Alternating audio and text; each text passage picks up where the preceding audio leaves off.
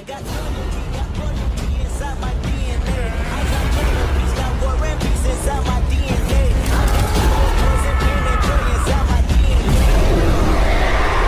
Hello and welcome back to my channel, Fanfic Fantasy. Join us as we delve into the realms of fanfiction and fantasy, bringing you the best stories and discussions. Today, we're kicking off the second part of our series, What If Madara Was in High School DXD? If you enjoy this video, please give it a like and subscribe for more content in the future. The author of this story is the Uchiha Wannabe from ff.net. All the relevant links are in the description. Feel free to say hello to the author on their profile. Now, let's dive into the fanfic. Speech: do not undermine the ability Uchiha. Inner thought: is this what you meant, Hashirama? Just do. Fire style fireball, just do. Oh yes, of course, we would love more a feminine touch in the house. These were the words coming from Issei's parents as they were now having a discussion with Madara. So you say these are new foreign exchange students that have transferred to Kyo Academy, huh? Mr. Hayato questioned as he made a quick glance at Rainier and Calawarner. That is correct, Madara replied. Well, we really don't mind having a few more girls in the house. My only concern is that I believe Issei will try to perform some perverted acts with our new house guests. Come on mom, really, it ain't like that ... Well, not all the time.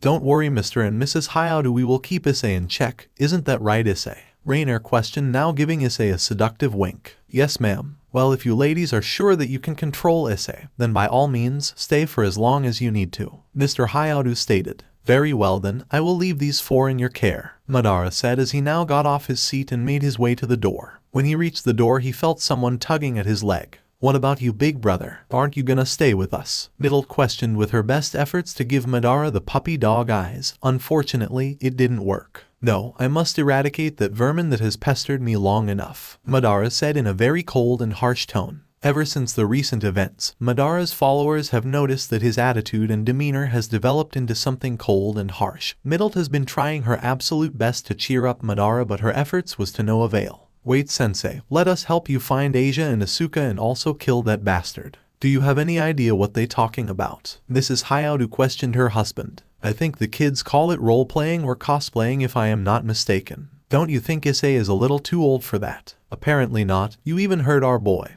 He keeps calling Mr. Uchiha sensei. I suppose you're right, dear. I just hope our son doesn't develop into those Western weeaboos. Madara only slightly moved his head to the side and looked at Issei from the corner of his eye. Madara's gaze sent shivers down Issei's spine as he has never seen Madara this serious before. Do yourself a favor, Hayato, and rest. I don't need you for this, Madara stated. But Issei didn't dare finish his sentence as Madara's gaze evolved into a soul-wrenching stare. You dare oppose me, boy? You better watch where you tread, Hayato, Madara said, now awakening his Sharingan. Fine, just be careful out there, sensei, Issei said in a defeated tone. Madara simply gave all of his followers one more look, then walked out the house, slamming the door right behind him. You okay, baby? Rainier questioned as she hugged Issei from behind. Damn it, doesn't sensei realize that I really want to help him? Issei said with his hands clenched up into fists. Is just having a bad day, babe. After all, you must realize, Nikki died, his little sister has been kidnapped, and his apartment got blown up. I'm pretty sure he needs some alone time.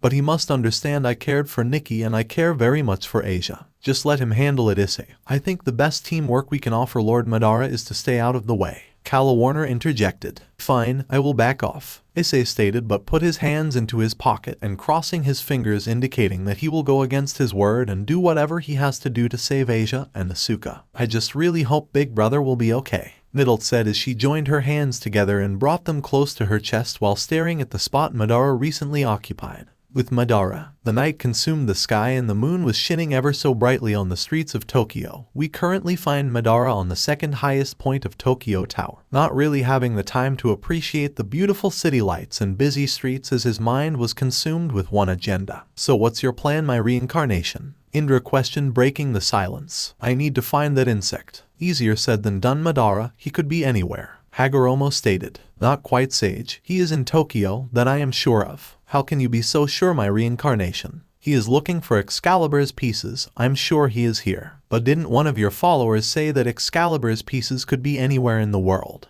Hagoromo questioned. HMPH, let's break down the recent events. That insect kidnapped the girl in order to exploit her power. But if that's all he wanted, he could have just taken the girl and teleported to any location in the world or supernatural world and I wouldn't be able to find him. But he stayed in Tokyo. Why is that? To probably wait for the opportunity to take Asia as well. Then once he has her he can disappear, Indra stated. However, think about it. If that's all he wanted, he wouldn't need a base of operations like the one we found the girl in. Also, if you are supposedly one of the strongest fallen angels, you wouldn't need so many subordinates just to kidnap 2 girls that cannot defend themselves. So what are you saying, Madara? Hagoromo questioned. A base of operations, about 200 patrol units, 4 fallen angels, a hunt for Excalibur's pieces, and a desire to reignite the flames of war. If you were to put logic to that equation, I see at least 2 reasons that would keep him in Tokyo. Which are, number 1, if you possess so many patrol units, have 4 fallen angels, and you are supposedly one of the strongest fallen angels, then there really wouldn't be a need for so many subordinates. That's in a combat sense. Therefore, if you have so many patrol units, it means you are searching for something. From what I can deduce, at least one of Excalibur's pieces are here. What if he just likes to operate in numbers, Madara? But if that's the case, Sage, then I go back to one of my initial questions. If your main goal was to simply kidnap 2 defenseless girls,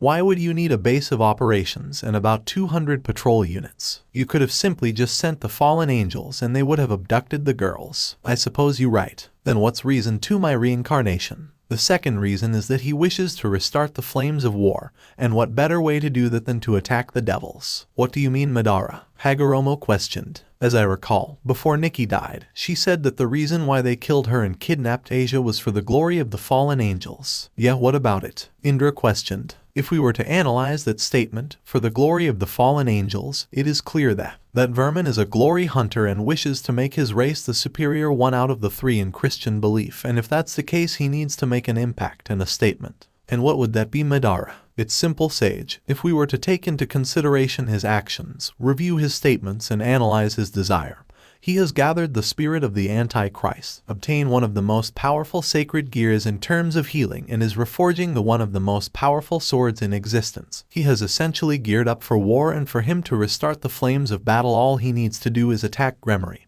and Citri, as he is already in the devil's territory. And if he was to do that, then it would draw out that Devil King and the flames of battle would be reignited, therefore starting the Second Great Christian War. Madara concluded, finishing Indra's sentence. Impressive analogy, Madara. Your intellect never fails you, Hagoromo stated. So how do you intend it on finding him, my reincarnation? Simple. That was all Madara said as he concluded his talk with the occupants of his mind. Madara brought his hands together and performed a cluster of hand signs. Water style. Hidden rain jutsu. After Madara uttered those words, large amounts of clouds began to form and dominate the sky, to the point where the whole of Tokyo was covered with dark clouds, and after a few minutes rain began to descend on the city. If that insect or one of his puppets were to even get touched by a single drop of my rain, I will be able to track them. You undermine the Uchiha vermin.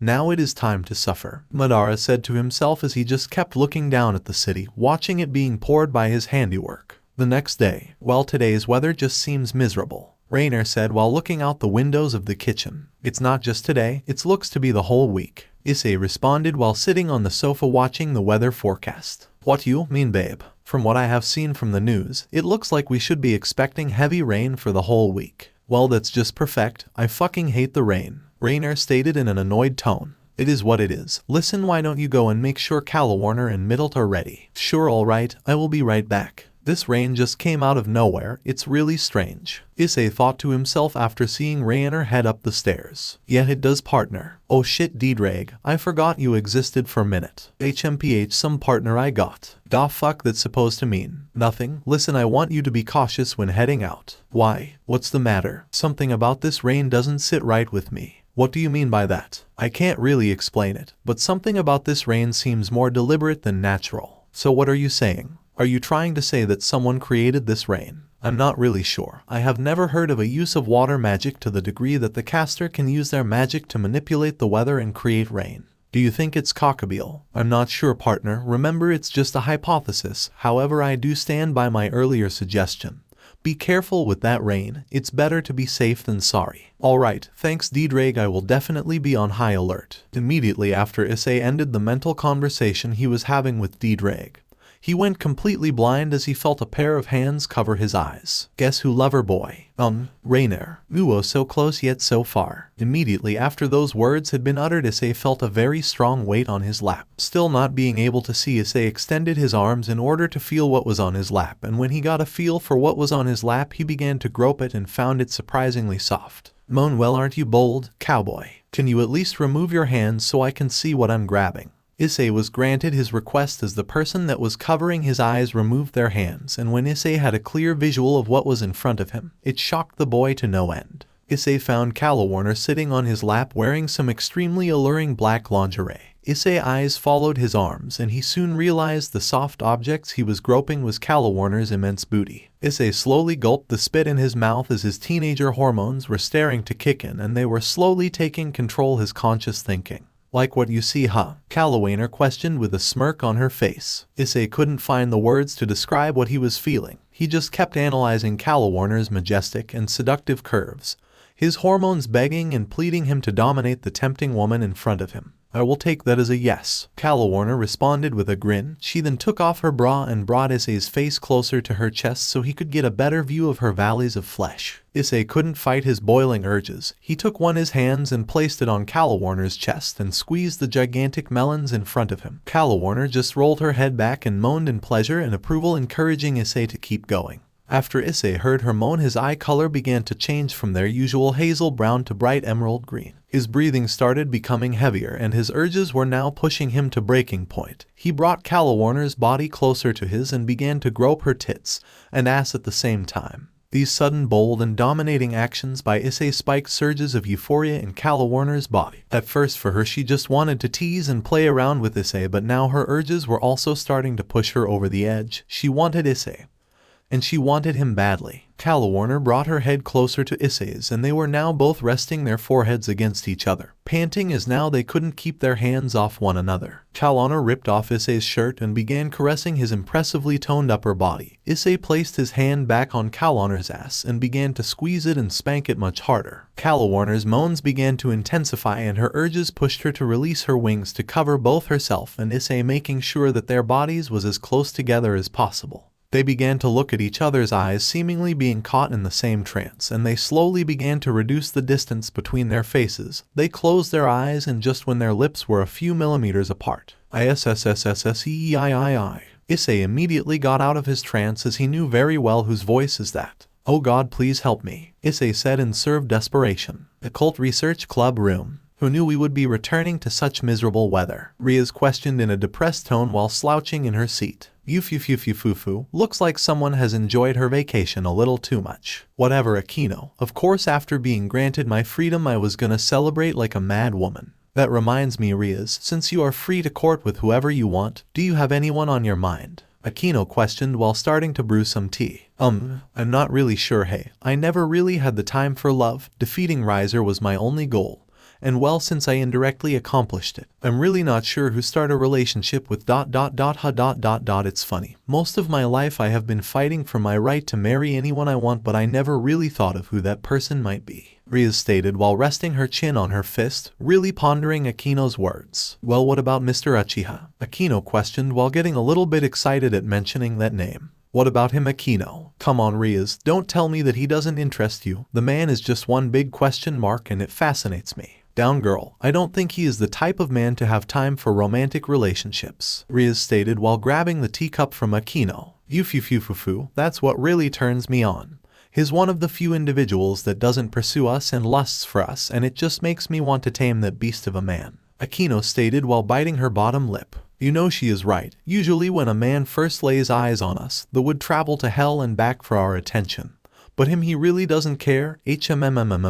I guess that is a bit interesting, Riaz thought to herself. Knock knock. Come in. Oh Sona, what a pleasant surprise. Please take a seat. HMPH, I can see you still jet-lagged from your vacation, Riaz, Sona stated while making her way to Riaz's desk. Whatever do you mean, my dearest friend? Riaz questioned with a childish tone and grin on her face. This ain't a game, Riaz. Can't you sense 3 fallen angels on the school premises? Wait, 3 fallen ... Wait a minute ... Why are they fallen angels in our main territory? Riaz questioned, now sensing the 3 fallen angels. Apparently they with Mr. Uchiha, his subordinates I assume. Sona stated, now taking a seat opposite Ria's. Wait, Mr. Uchiha. First it was Dracula, now you telling me he has sided with the fallen angels? Ria's questioned, now sitting on the edge of her seat. I'm not sure if he is really on the side of the fallen angels, however, they are his followers. Sona stated, now taking a cup of tea that had been offered to her by Akino. If he really is allied with the Fallens, you know that makes him our enemy, Sona. Sona's inner being didn't take too kind to Ria's words.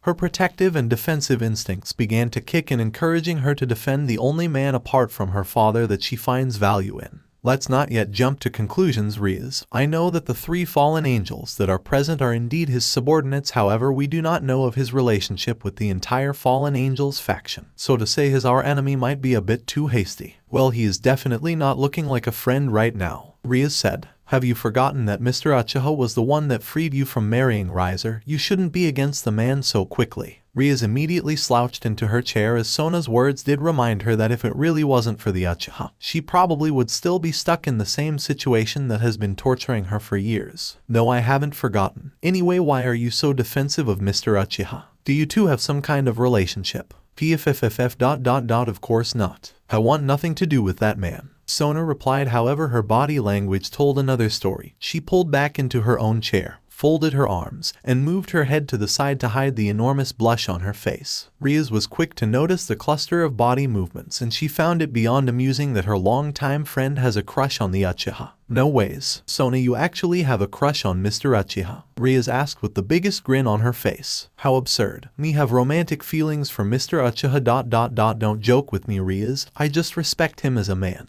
Sona stated, her heart rate increasing more and more, her blood pumping more and more, and her blush deepening more and more. What do you mean by respect him? Mr. Uchiha. Is the only man to defeat me in a game of chess. Riaz's eyes widened to the size of a saucer as she cannot believe the words Sona has just uttered. In all her life, Riaz has never heard of anyone defeating Sona in a game of chess. She even remembered how Sona broke off her engagement with her fiancé because he couldn't beat her in a game of chess, and how much Sona has been craving for a man to stop her unbeaten streak. Tell me you joking, Sona? Nope. Mr. Uchiha is the only man to defeat me in chess. My record holds 10,753 wins and 1 loss. How? Riaz questioned, still not being able to comprehend how Madara took down a person she has been trying to defeat in chess for years and has only made slight improvements. I was too cocky and arrogant. He used that to his advantage and deliberately made bad moves in the game in order for me to perceive him as weak, not realizing that he had a surprise attack lined up for me.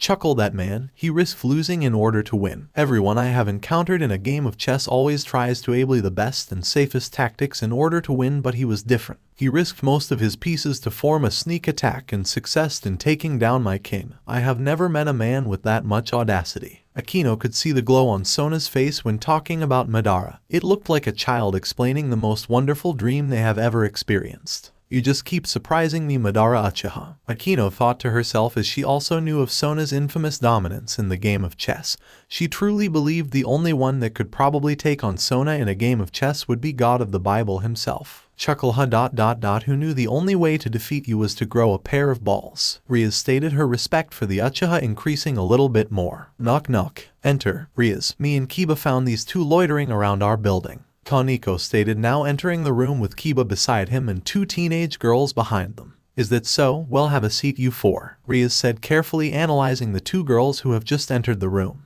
One of the girls had chin-length blue hair with a dyed green fringe on the right side and brown eyes. The other had chestnut brown hair that is tied into long twin tails and had beautiful violet eyes. They were both covered in large white robes and had large objects also covered in white robes attached to their backs. A seat won't be necessary, Riaz Gremory, we will not stay for long. The blue-haired girl said. Who? You know who I am? Riaz questioned, raising an eyebrow at the blue-haired girl. Yes, we know who you are, Devil Princess. I am Zenobia Quarta and this is Irina Shidu, and we have been sent by the Protestant Catholic Church based in England for a special mission, and we have only one request from you, Devil. Zenobia stated with a pinch of venom found in her tone. And what would that be? Riaz questioned, her tone also growing cold and aggressive. We have been sent here to locate the missing Excaliburs, as we have discovered that they are hidden somewhere in Tokyo, and we ask that you devils do not get involved in our investigation. Zenobia stated, narrowing her eyes on Riaz. Kiba's blood began to boil by the mention of the name Excalibur. He began to clench his fists and his breathing began to deepen.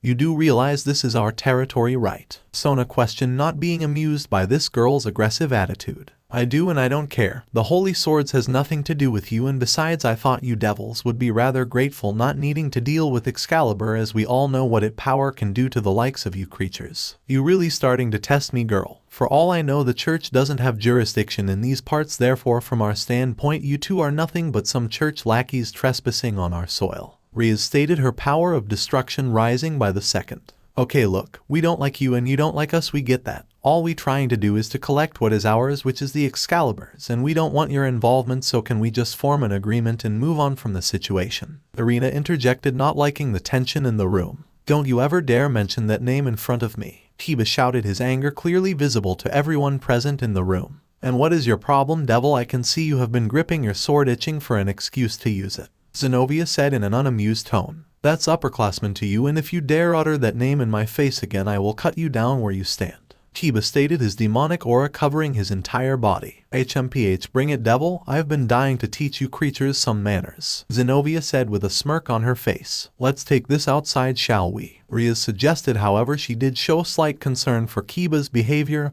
and attitude. Fine by me, Zenobia said, her full concentration fixated on Kiba's face. Classroom. We currently find Issei, Rainier and Calawarner bored out of their minds as they were forced to listen to the sheer torture that was trigonometry.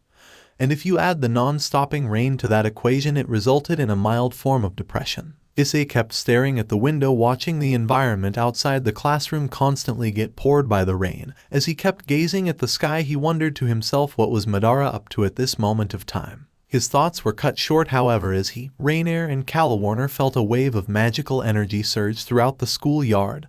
They all quickly made a glance at one another and immediately left the classroom. What do you think it might be, guys? Issei questioned as he and the two Fallens dashed through the corridors trying to make their way to the source of magical energy. I can sense it's from the devils, however I'm not too sure what they up to. Calawarner replied to Issei as she could see Rainier doesn't want to speak a word to Issei after this morning's little scandal. They eventually made their way to the Occult Research Club's building and found the source of the magical energy. They could see Ku Academy's princes square off with a beautiful girl covered in a white robe. Middle, you're here already? Rainier questioned as she could see Middle just sitting in a tree observing the interactions between the devils and the two girls. Yeah, I'm already here now. The best part is gonna start, Middle said, leaving her companions very confused. This is your last chance, devil. Walk away and nobody gets hurt, Zenobia said, now taking off her white robe, revealing that she was wearing a black tight battle suit under the robe. The rain acted as a perfect cooling agent for Kiba's boiling anger, as everyone could see the steam that was radiating off his body. Walk away. Chuckle, you have no idea the pain and trauma Excalibur has brought me and my fallen comrades. Hundreds of children used as test subjects, all for the sake of wielding Excalibur, Kiba said, with his bangs covering his eyes and his hands shaking in fury. Fallen comrades. Hundreds of children. I think now I'm beginning to understand you. You must be one of the victims from the Holy Sword Project, Zenobia said, now understanding Kiba's hatred. Enough of talk. Let's us do this. I will avenge my brothers and sisters and finally destroy Excalibur, Kiba shouted at the top of his lungs, causing the name Excalibur to echo as far and as wide as possible. Immediately after Kiba's echoes died down, lightning struck the land in between him and Zenobia, and when the flash from the lightning subsided, it revealed a mysterious figure. The mysterious figure was wearing a white mask with a slight purple tint that consisted of a ripple pattern with 3 tomo around the center, 2 of which act as the mask's eye holes. The figure was also wearing a pair of black pants and gloves with a white form-fitting shirt underneath. Over this, the figure wears a purple high-collared, long-sleeve mantle that splits down the lower half. Around their waist, the figure wears a simple light purple obi and a belt. The masked man slowly stretched his neck and muscles, allowing the blood to start flowing throughout his body. He then moved his head so that he would be able to get a clear look at Kiba. He dashed to Kiba at obscene speed and placed him in an aggressive choke hold. Everyone present was completely shocked at the events that was unfolding in front of them. The masked man raised his hand and it caused Kiba to lose his placement on the ground, as he was now dangling from the masked man's hand. You boy, you mentioned Excalibur, where is it? The masked man questioned, making sure to press his fingers tightly on Kiba's neck. Who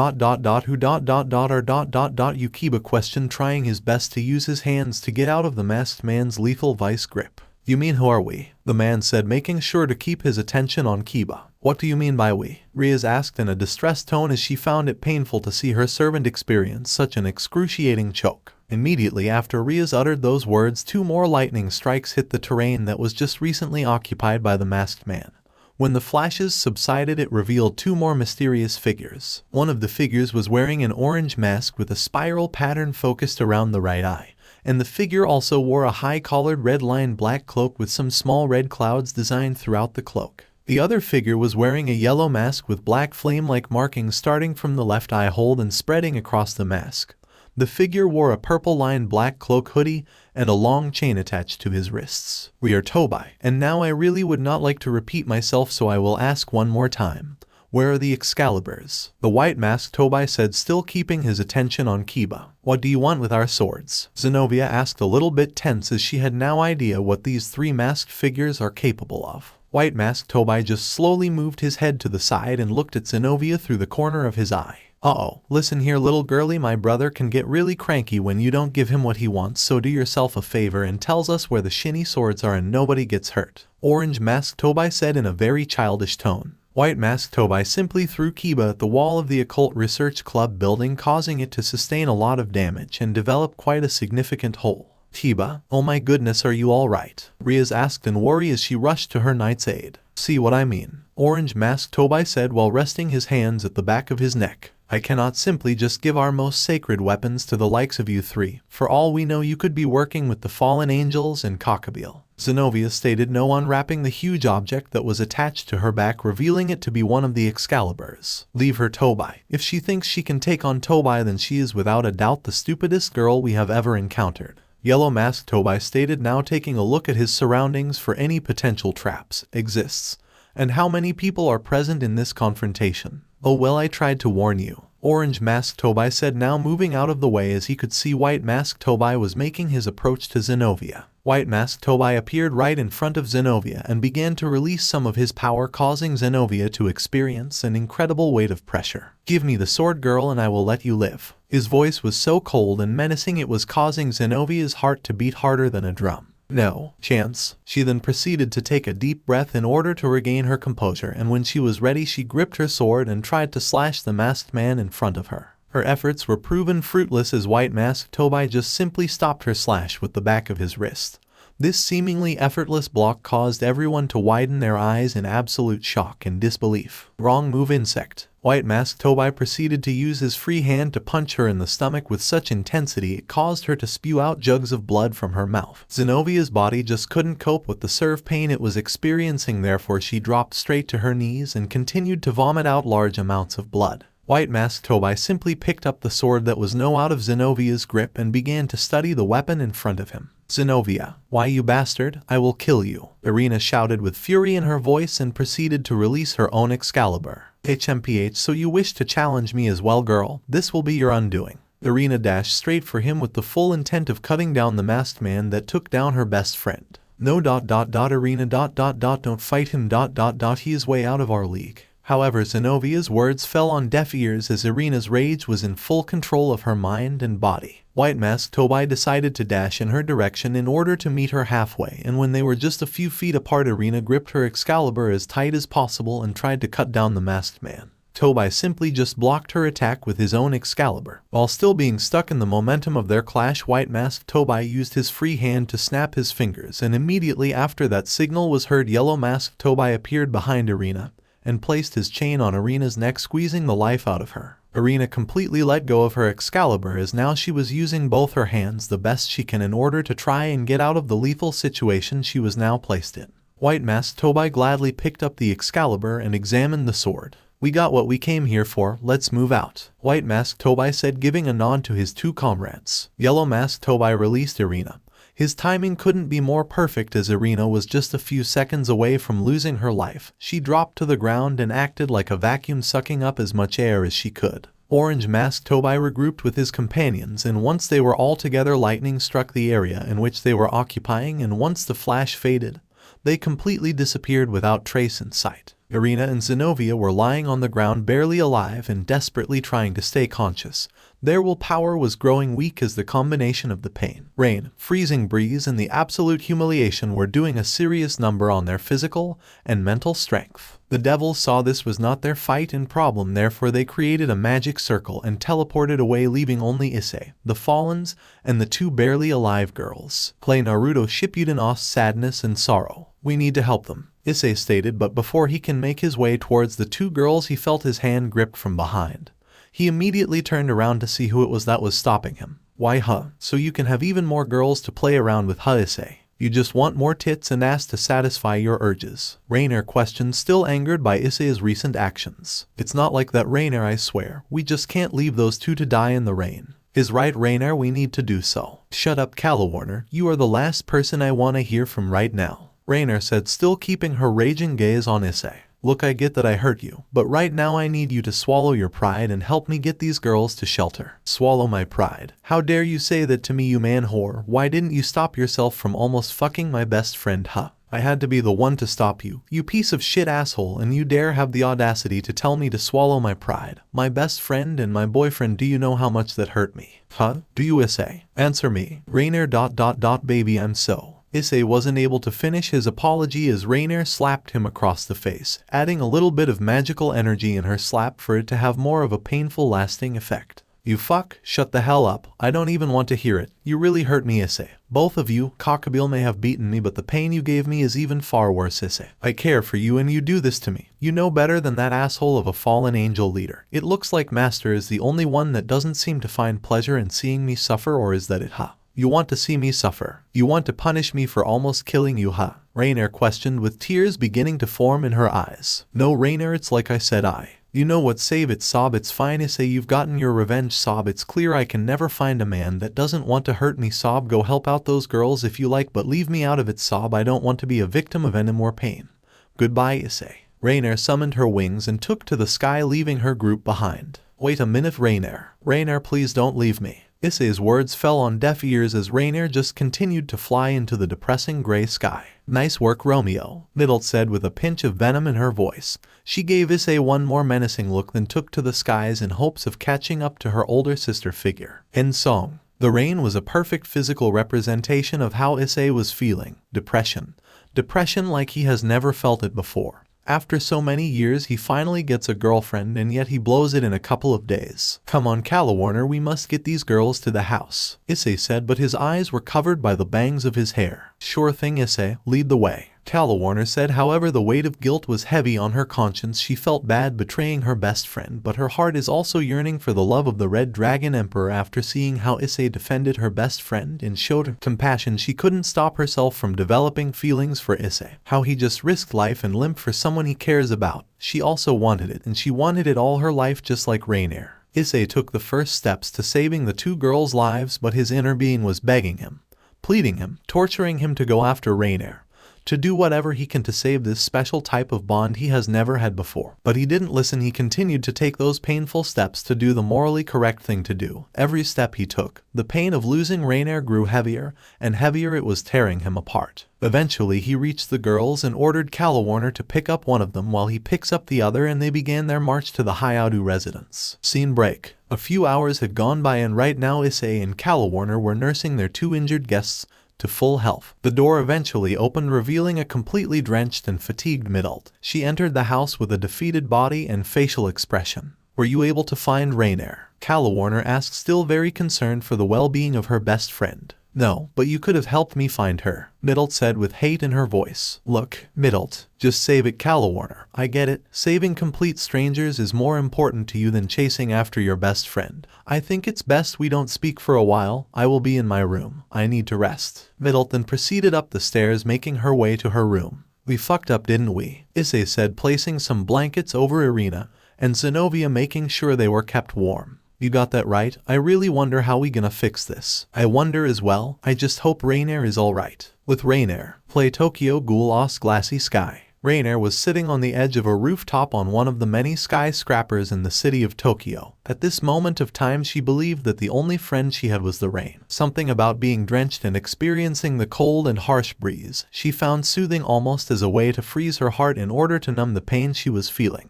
She looked down to the streets of the city and could see all the happy couples snuggling up together, sharing a single umbrella, and it brought even more pain to Rainier as she imagined herself and Issei in a similar scenario. Oh, how she would have loved to snuggle up to Issei and rest her head on his chest, listening to the sweet and soothing rhythm of his heartbeat. Tears began to form and she hated the pain she was experiencing. She just wished it would all stop. Rainier was too caught up in her own mind and emotions that she didn't notice that someone was standing right beside her on the ledge of the building. "And what seems to be your problem, huh?" Rainier quickly moved her head to the direction from which the voice was coming from and was greatly surprised to see who was standing beside her. "Master, why are you here?" Rainier questioned with a pleasantly surprised tone. She did kind of find it comforting to be in the company of a familiar face. "Answer my question, girl. What seems to be your problem?" Madara asked once again, now looking at the city streets.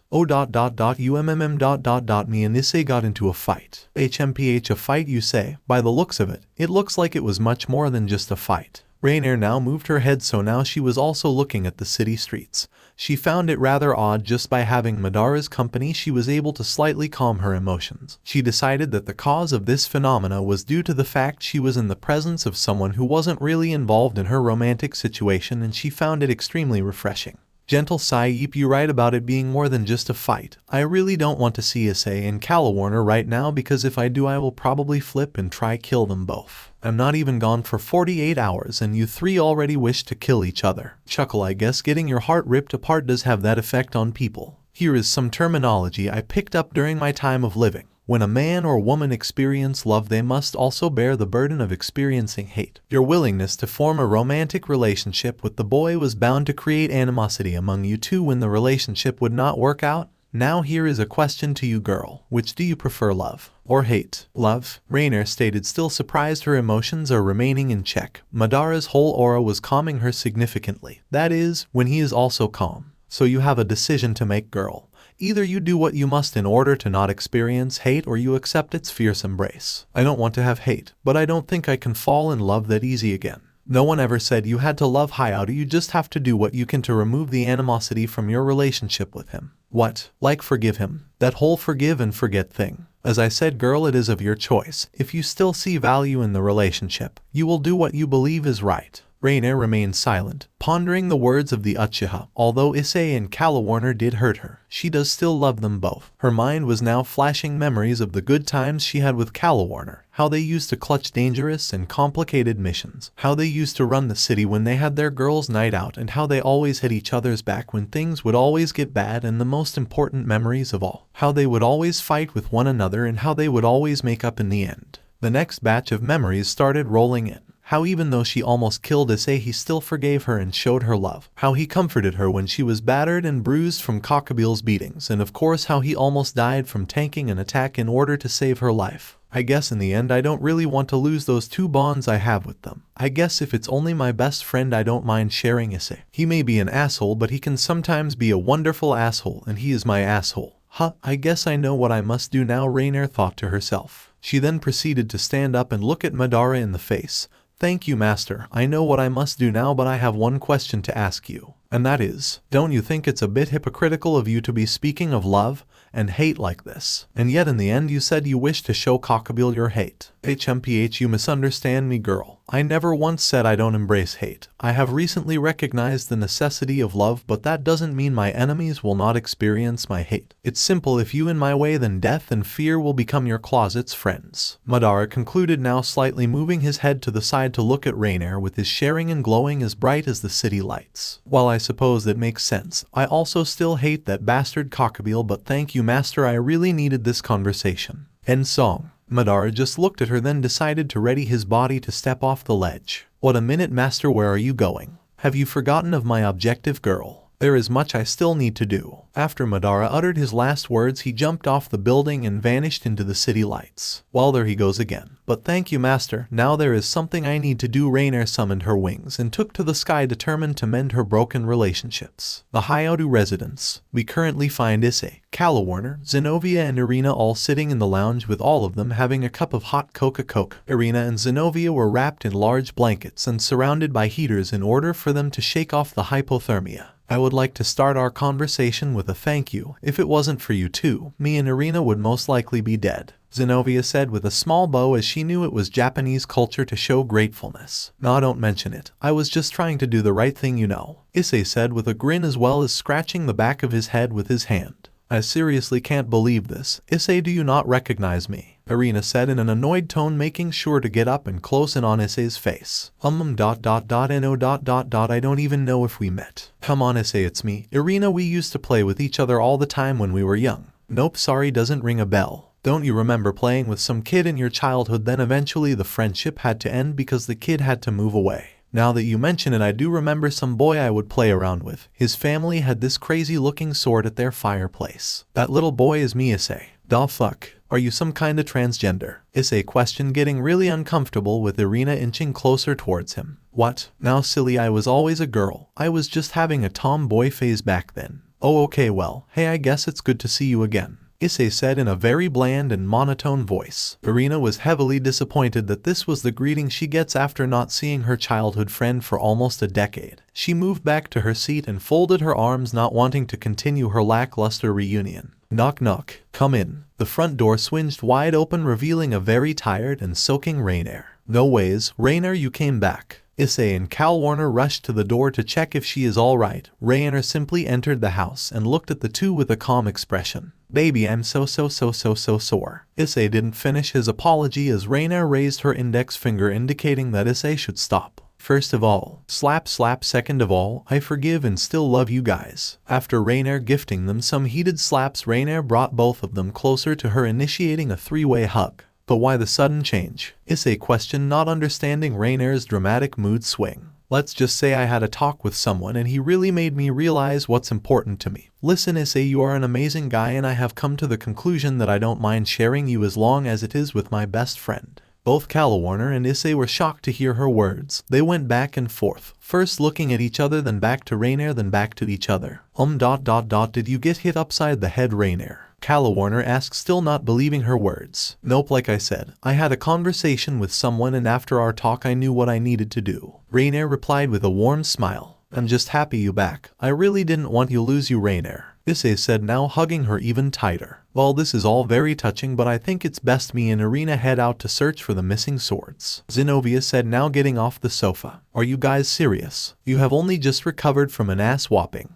Issei said, still not convinced they are fully healed. What can we say, Issei? We need to find those swords, and the fact that we lost two of our own means we need to hurry and collect the ones that are lost in the city, Irina said, now also getting off the sofa. At least let us come with you. You guys have no weapons, and if you let us join you in the search, then everything will go much smoother. I guess that makes sense, and we could use all the help we can get, Zenobia said. Should we get Middlet? Calawarner questioned. Nah, if she is sleeping, let us leave her. We can handle a search mission, just the five of us, Rainier replied. Alright then, let me just get some raincoats and we will move out, Issei said, rushing to his room to get the raincoats. He was extremely grateful his parents was out of town because he really would not want to explain why there are two extra girls in the house. With Kiba was wandering the streets all by his lonesome. After he got healing from Ria's, they had a small falling out and Kiba left without looking back, as his long-time mission of destroying Excalibur was his main focus now and he couldn't allow Ria's to get in his way. Kiba kept wondering until he heard some screaming coming from a back alley. When Kiba reached the alley, he saw a man with a glowing sword standing over a butchered dead body. Well, look what we have here, the man said, now switching his gaze to have his sights on Kiba. When Kiba got a good look at the person that was in the alley, he could see it was a young man with short white hair and red eyes, dressed in a priest's outfit. Well, hello there, asswhip, my name is Fried Selzen, and what's your name? Fried questioned with a sadistic smile. Kiba just remained silent, continuing to stare at Fried's glowing sword. Oh, big mean devil, don't know how to talk, huh? Well, that's alright, last time I remember shit never really did open its mouth. Fried now turned his body so now he was facing Kiba and rested his sword on his shoulder. Where did you get that sword? Kiba questioned, his anger clearly visible by his body language. Oh, you mean this thing? Oh no, I just found it. What's it to you? Fried questioned, now making his approach towards Kiba. Kiba's eyes were not visible as his bangs were covering them. His body was shaking heavily in anger and his demonic energy began to emit all over his body. He summoned his sword and pointed it straight at Fried. And Kawawa, is the itty-bitty little devil mad that my sword is shinier than his? Fried questioned with a smirk on his face. He was starting to get tired of this whole ordeal and decided to end it all by dashing straight at Kiba with the intention to kill. Kiba blocked Fried's strike, but the intensity of the attack pushed him out of the alley and towards the streets. Fried came out of the alley with his hands raised to the sky almost as if he is praising something. Don't you just love the rain? It almost acts as a bath to cleanse the body of sin. Ain't it a thing of beauty? I hope you love the rain because I'm gonna use it to baptize your sinful body, devil. Rejoice as I will bring you salvation. Kiba had enough of Fried's babbling and dashed straight towards him, swinging his sword like a madman. Oh feisty, I like that, Fried said while blocking all of Kiba's attack. Fried then decided to kick a puddle of water and send it to Kiba's eyes, and while Kiba's was temporarily blind by the dirty move, Fried used his other foot and roundhouse kicked Kiba in the face, sending him flying. Come on, is that all you got, disease? Oh well, mama always said devils come in a weak package. I guess I should return it to sender. However, after taking a few steps, Fried stopped dead in his tracks as he could feel multiple energy signatures heading his way. Shit, are they reinforcements? A few more seconds go by and Issei's group arrive at the scene to investigate what's going on. What a minute, Fried, is that you? Rainier questioned. Well, if it is hot piece of ass number 1 and hot piece ass number 2, how are you two doing this fine rainy evening? You know my dick is still itching for that threesome I suggested a while back. You still as revolting as ever, Fried, but my guess that sword you got is an Excalibur, and you collecting it for Cockabeel. The moment Calawarner finished saying the words Excalibur and Cockabeel, thunder could be heard crackling in the background and the rain intensified, making the water droplets come down at an even faster rate. Damn it, the weather is getting bad and I know I won't be able to handle all 6 of them at once. I need to get out of here, Fried said to himself. You, Fried, return the Excalibur to us and no harm will come upon you, Zenobia said. Sorry, I can't do that. The boss and the fat fuck need this to rule the world or something like that. Thunder could be heard again, this time becoming louder than before. The weather seems to be getting really bad, Issei said, now looking at the pouring night sky. A black and white magic circle appeared beside Fried and after a few seconds it revealed Asuka, dressed in the same priest outfit as Fried. Listen, Fried, Cockabeel-sama wants us to regroup with him at Ku Academy. His patience has run out and he wishes to start his plan, Asuka said, now looking at Fried. Asuka only slightly moved her head to the side and gave Issei a very disinterested look. What, Issei? Come on, Asuka, snap out of it. This is not you. You being controlled and manipulated. However, Issei's words fell on deaf ears as Asuka just went back to looking at Fried. But didn't the boss want all the Excaliburs? Fried questioned, not understanding the sudden change in plans. As I said, Cockabeel-sama wishes to start his plan now, so we need to meet up with him at Ku Academy. Let's go. After Asuka finished her sentence, she created a magic circle and teleported herself and Fried to Ku Academy. Damn it, we need to go after them. Alright, Issei, just calm down. We need to be careful though, it might be a trap. Calawarner explained. Doesn't matter, we need to collect those Excaliburs, Zenobia interjected. Fine, you two hot-headed idiots might get us killed, but fine, Rainier said, then created a magic circle teleporting them to Ku Academy. Kiba soon followed suit and teleported to Ku Academy as well. Ku Academy. When Issei's group and Kiba arrived at Ku Academy, they were greeted by the sight of seeing a battered and bruised Riaz and Sona peerage. It looked as if they came from a war and were only barely clinging to life. When Issei's group looked to the sky, they could see Cockabeel sitting on a floating throne looking completely bored out of his mind. Awesome reinforcements. Hopefully you 6 can entertain me better than these pathetic devils, Cockabeel said, now acknowledging the appearance of Issei's group and Kiba. Asuka and Fried were on the ground level with some short elderly man with gray hair, a mustache, black eyes and was wearing a priest outfit. Combining the 4 Excaliburs, they had to at least try and form a more powerful Excalibur. Valper Galilei, Kiba shouted in rage, recognizing who that elderly man was. Valper didn't even give Kiba his attention as he was still focusing on forging an incomplete Excalibur. Issei got tired of standing around and activated his sacred gear with the full intent of beating Cockabeel into a bloody pulp. He readied his muscles and charged straight for the fallen angel. Cockabeel, noticing Issei's actions, found it quite amusing and he thought of an idea that would make the situation even more amusing. He raised his right hand and snapped his fingers almost as if he was summoning something. Issei kept charging until he could see a figure appear in his direction. Issei assumed that it was one of Cockabille's henchmen and continued his charge with the full intent of removing the figure from his path. However, before Issei could punch the figure out of his way, he got a closer look and could see that the figure was in Asia dressed in a priest's outfit. Issei stopped dead in his track after seeing one of the people he cares about. "You wouldn't want to hurt me now, would you, Issei?" Asia questioned, now looking Issei in the eye. But something was different about Asia's eyes. They had no life in them, almost as if she was a zombie following orders. Issei dropped his hand, not wanting to hurt one of his close friends. Cockabille roared in laughter after seeing how quick Issei was to stop his charge.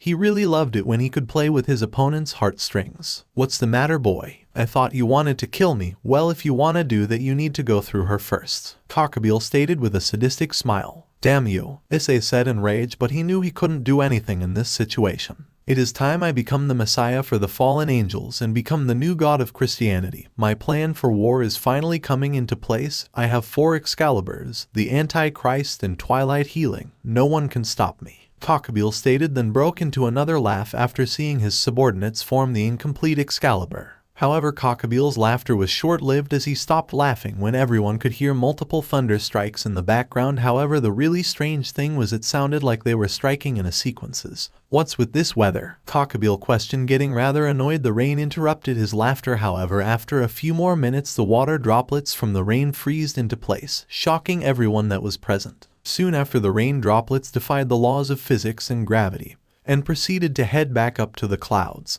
This phenomena widened the eyes of everyone that was present, as they have never seen such an act before. Soon after, the water droplets disappeared and the clouds faded away, revealing a clear night sky. "Da fuck is going on?" Fried asked, still not believing the rain stopped in that manner. Soon after, a projectile from the sky crashed, landed onto the ground, and it caused a massive dust cloud. Soon after, the dust began to settle and it revealed someone that brought joy and relief to the hearts of Issei, Rainier, Kala Warner and Sona. "Sensei, my lord, master, Madara." Madara raised his head and was now looking at Cockabille with his Manjikaiwu sharing and activated. "I finally found you, insect," Madara said, keeping his eyes firmly planted on Cockabille's speech. "Do not undermine the ability of the Uchiha." "Inner thoughts, is this what you meant, Hashirama?" "Justu, fire style fireball Justu." "Oh goody, look who decided to join. The big and scary Madara Uchiha." "You know, for a minute there, Madara, I thought you wouldn't show your face and your intention was to send your dogs to do deal with me.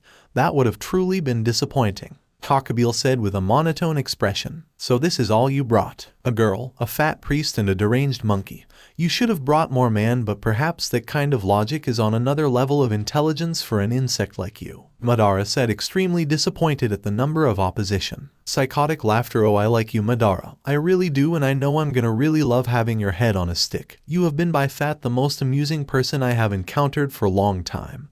But now I need you to die for me." Cockabille then proceeded to give a nod to Asuka and Fried, signaling to them that they have full license to eradicate the Uchiha and anyone associated with him. "SENSEI, this bastard got Asia." Madara turned his head to Issei's direction and could see that Asia was not her usual self. Her eyes looked as if they had no life behind them and that she just looked like an empty vessel being controlled. The longer Madara stared at Asia's face, the more the image of seeing his younger siblings being helpless and defenseless began to flash in his mind. Seeing Asia in that state angered him to a whole another degree. To him, Asia has essentially become the younger female version of Azuna. "Never take your eyes off your enemy, motherfucker." Fried attempted to sneak attack Madara as he could see that the Uchiha was busy being distracted. However, Madara instantaneously stopped Fried's slash by just using 2 of his fingers. Fried was beyond shocked. He could have never imagined a slash powered by 4 different Excaliburs could be countered so casually. "What in the fuck? This son of bitch just stopped Excalibur like it was a toothpick." Madara then turned his attention to Fried. His soul-wrenching stare was beginning to peel off the layers of Fried's inner being.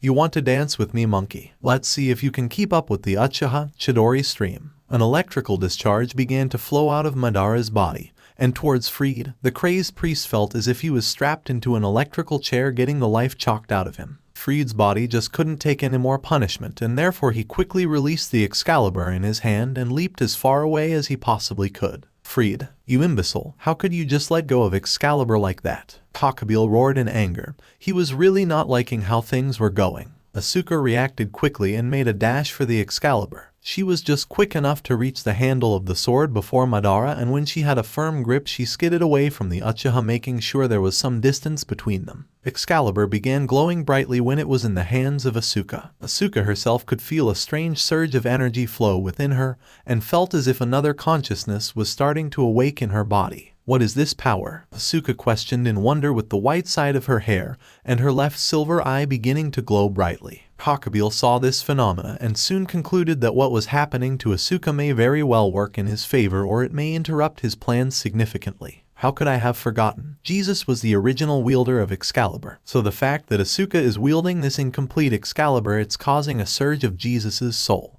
and energy to flow within the girl's body. This may prove fruitful or detrimental. If Jesus's soul awakens, then it will fight off the soul of the Antichrist. However, if Asuka is able to add Jesus's energy on top of the Antichrist's power without disrupting the Antichrist's control, then she will be on a completely different league. I need to assist the Antichrist. Asuka began to scream in agony.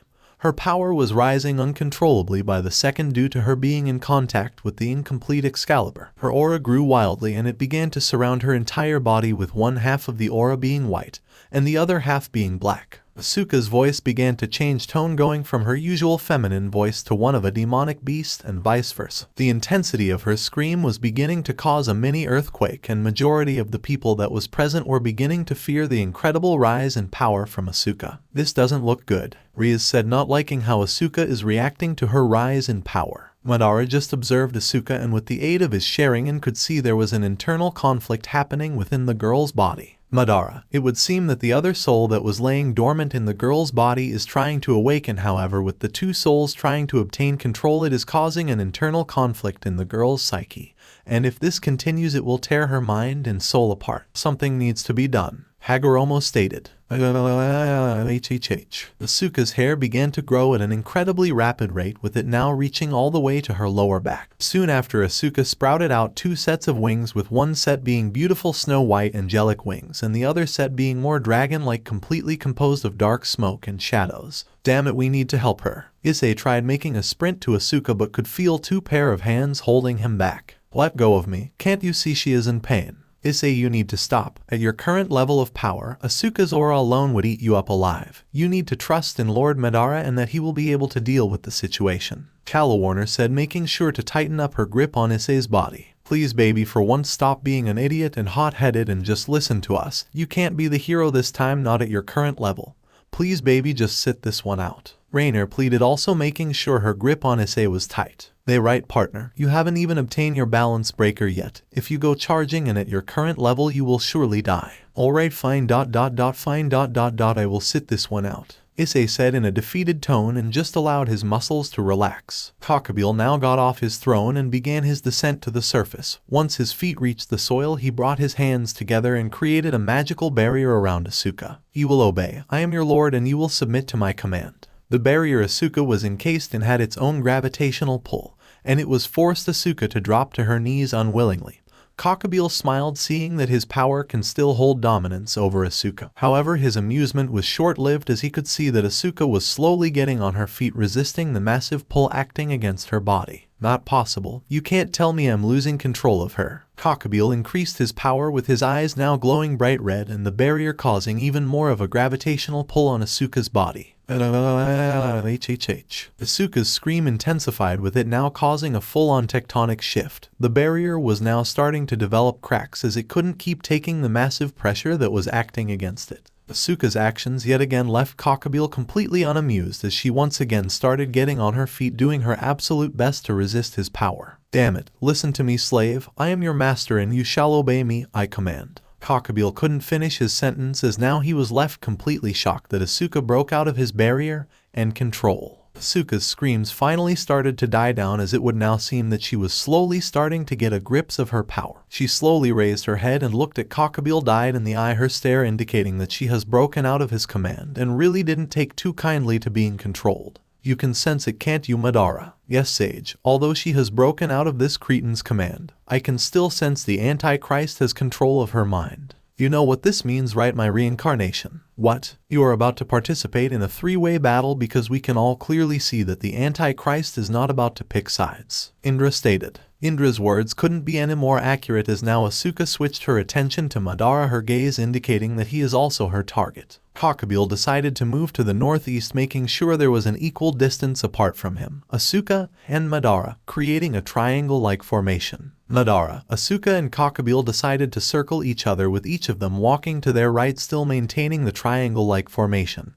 Their attention kept switching from their two opponents, just waiting for one of them to make a move. Asuka was the first one to break the deadlock, with her charging straight for Madara with the full intention of slicing his head off. Madara only barely dodged her attack as he didn't expect Asuka to have such a dramatic rise in speed. Cockabeel used this moment to try and capitalize on both Madara and Asuka as he sent a barrage of light spears in their direction. However, Asuka just raised one of her hands and used the holy power of Jesus to stop the light spears and redirected them to now charge straight for Cockabeel. Incredible, she just stopped and caught her fallen angel's attack like it was nothing, Rainer said in complete amazement. However, she was not the only one, as majority of people were left in awe of Asuka's display. Asuka tightened her grip on Excalibur and re-attempted to butcher the Uchiha's body. However, Madara just simply dodged her strikes but was more than impressed by Asuka's speed and technique with a sword. Cockabeel saw the light spears heading in his direction and therefore created a giant magic circle in order to protect himself from the attack. However, he was soon caught off guard as Asuka, still busy trying to cut down Madara, found time in one of her swings to snap her fingers, and when she did that, the light spears were immediately coated with the dark and unholy energy of the Antichrist. Cockabeel didn't have time to dodge all the spears, therefore he summoned his 10 wings and covered the front of his body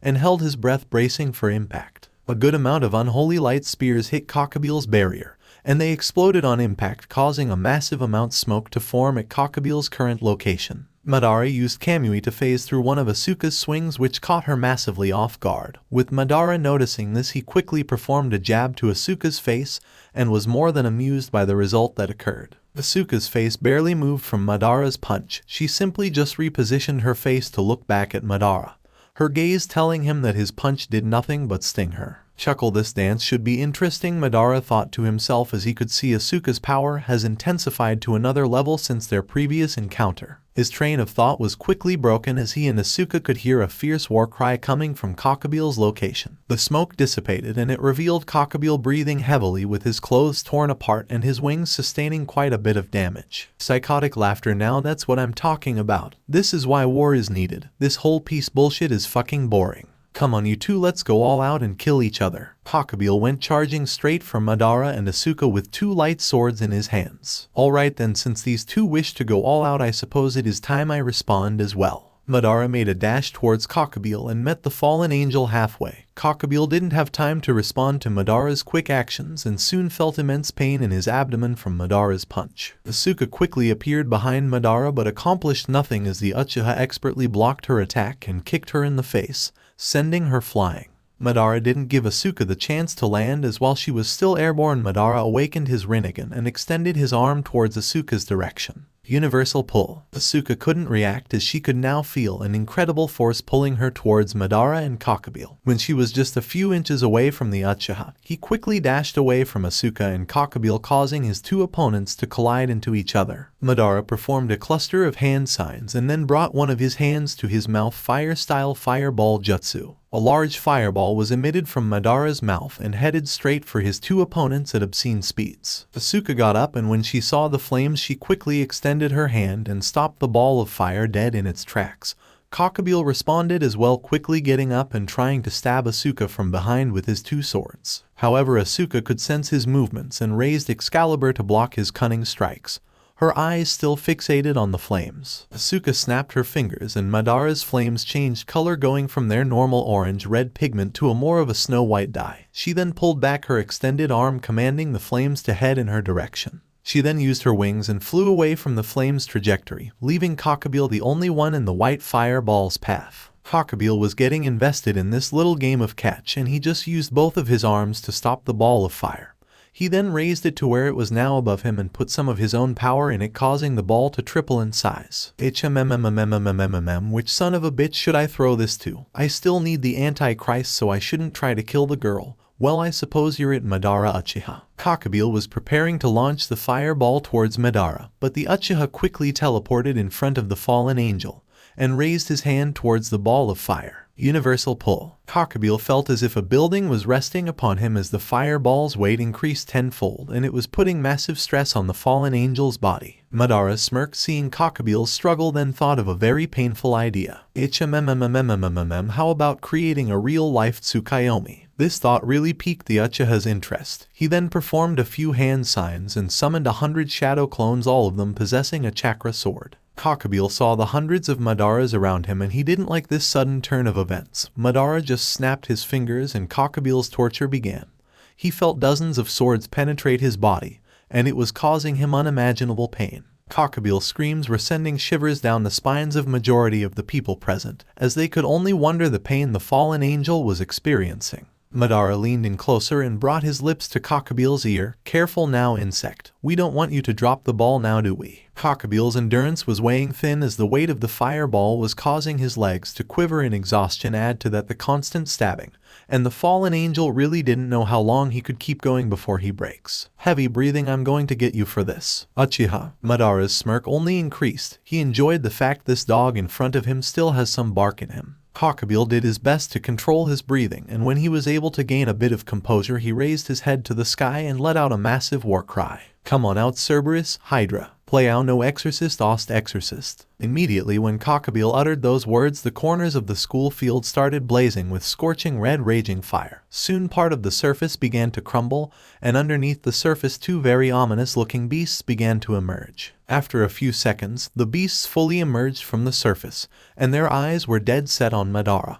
One of the beasts was an enormous 3-headed dog that had red demonic eyes, burning brown fur, and had a serpent tail. The other beast was an equally enormous multi-headed serpentine that had scaly blue skin and menacing blue eyes. From Madara's observation, he concluded that these beasts had to at least be the height of his full body Susanoo. Impossible. How could this be? Just who in the hell is this guy? What in the absolute fuck? We're all gonna die. How on earth did Cockabeel get a hold of Hades' pets? Riaz asked in disbelief. Right now in her eyes this battle was now turning into a situation that might end in everyone's death. Sona began to worry heavily for the Uchiha. She knew Madara was powerful, but to take on both of Hades' favorite pets would just be suicide. Cerberus made a quick leap to Cockabeel in order to assist his master. Madara and his clones saw this and simply jumped away from the fallen angel before Cerberus could land. When the beast landed, it swallowed the massive fireball that was above Cockabeel, providing his master with some much-needed relief. Asuka decided at that moment that the best course of action was to sit back for a while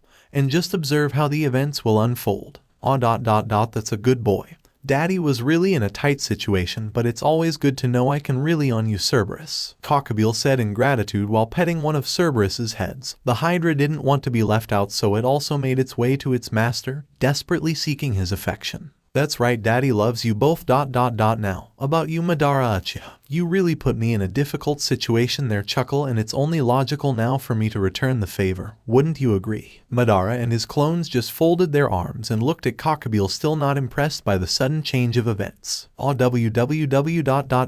wrong, human? Fear got your tongue. Well, it is unda. Cockabeel didn't finish his sentence as he was abruptly interrupted by Madara. The Uchiha burst into a roaring laughter, really pitying the insect in front of him.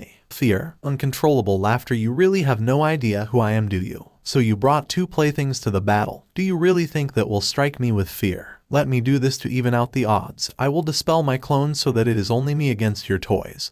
But even then I still don't favor your odds, insect. Madara did just as he said, releasing his clones so that it was only him against Cockabeel and his 2 beasts. Cockabeel's rage grew to new levels. Never has he ever felt so disrespected and humiliated to this extent, and to make matters worse, it was being done by a human, a race Cockabeel sees as nothing but slaves. Madara's smirk grew to his full-on battle maniac smile after seeing Cockabeel's anger. He's been itching to test his Rinnegan abilities and let loose for a while now. You will regret underestimating me, human. Cerberus, Hydra, Sikkim. Cockabeel's beasts followed their master's orders and began charging at the still stationary Uchiha. Has he lost his mind? He is about to face 2 of deadliest beasts Hades has ever groomed, and yet he still doesn't flinch.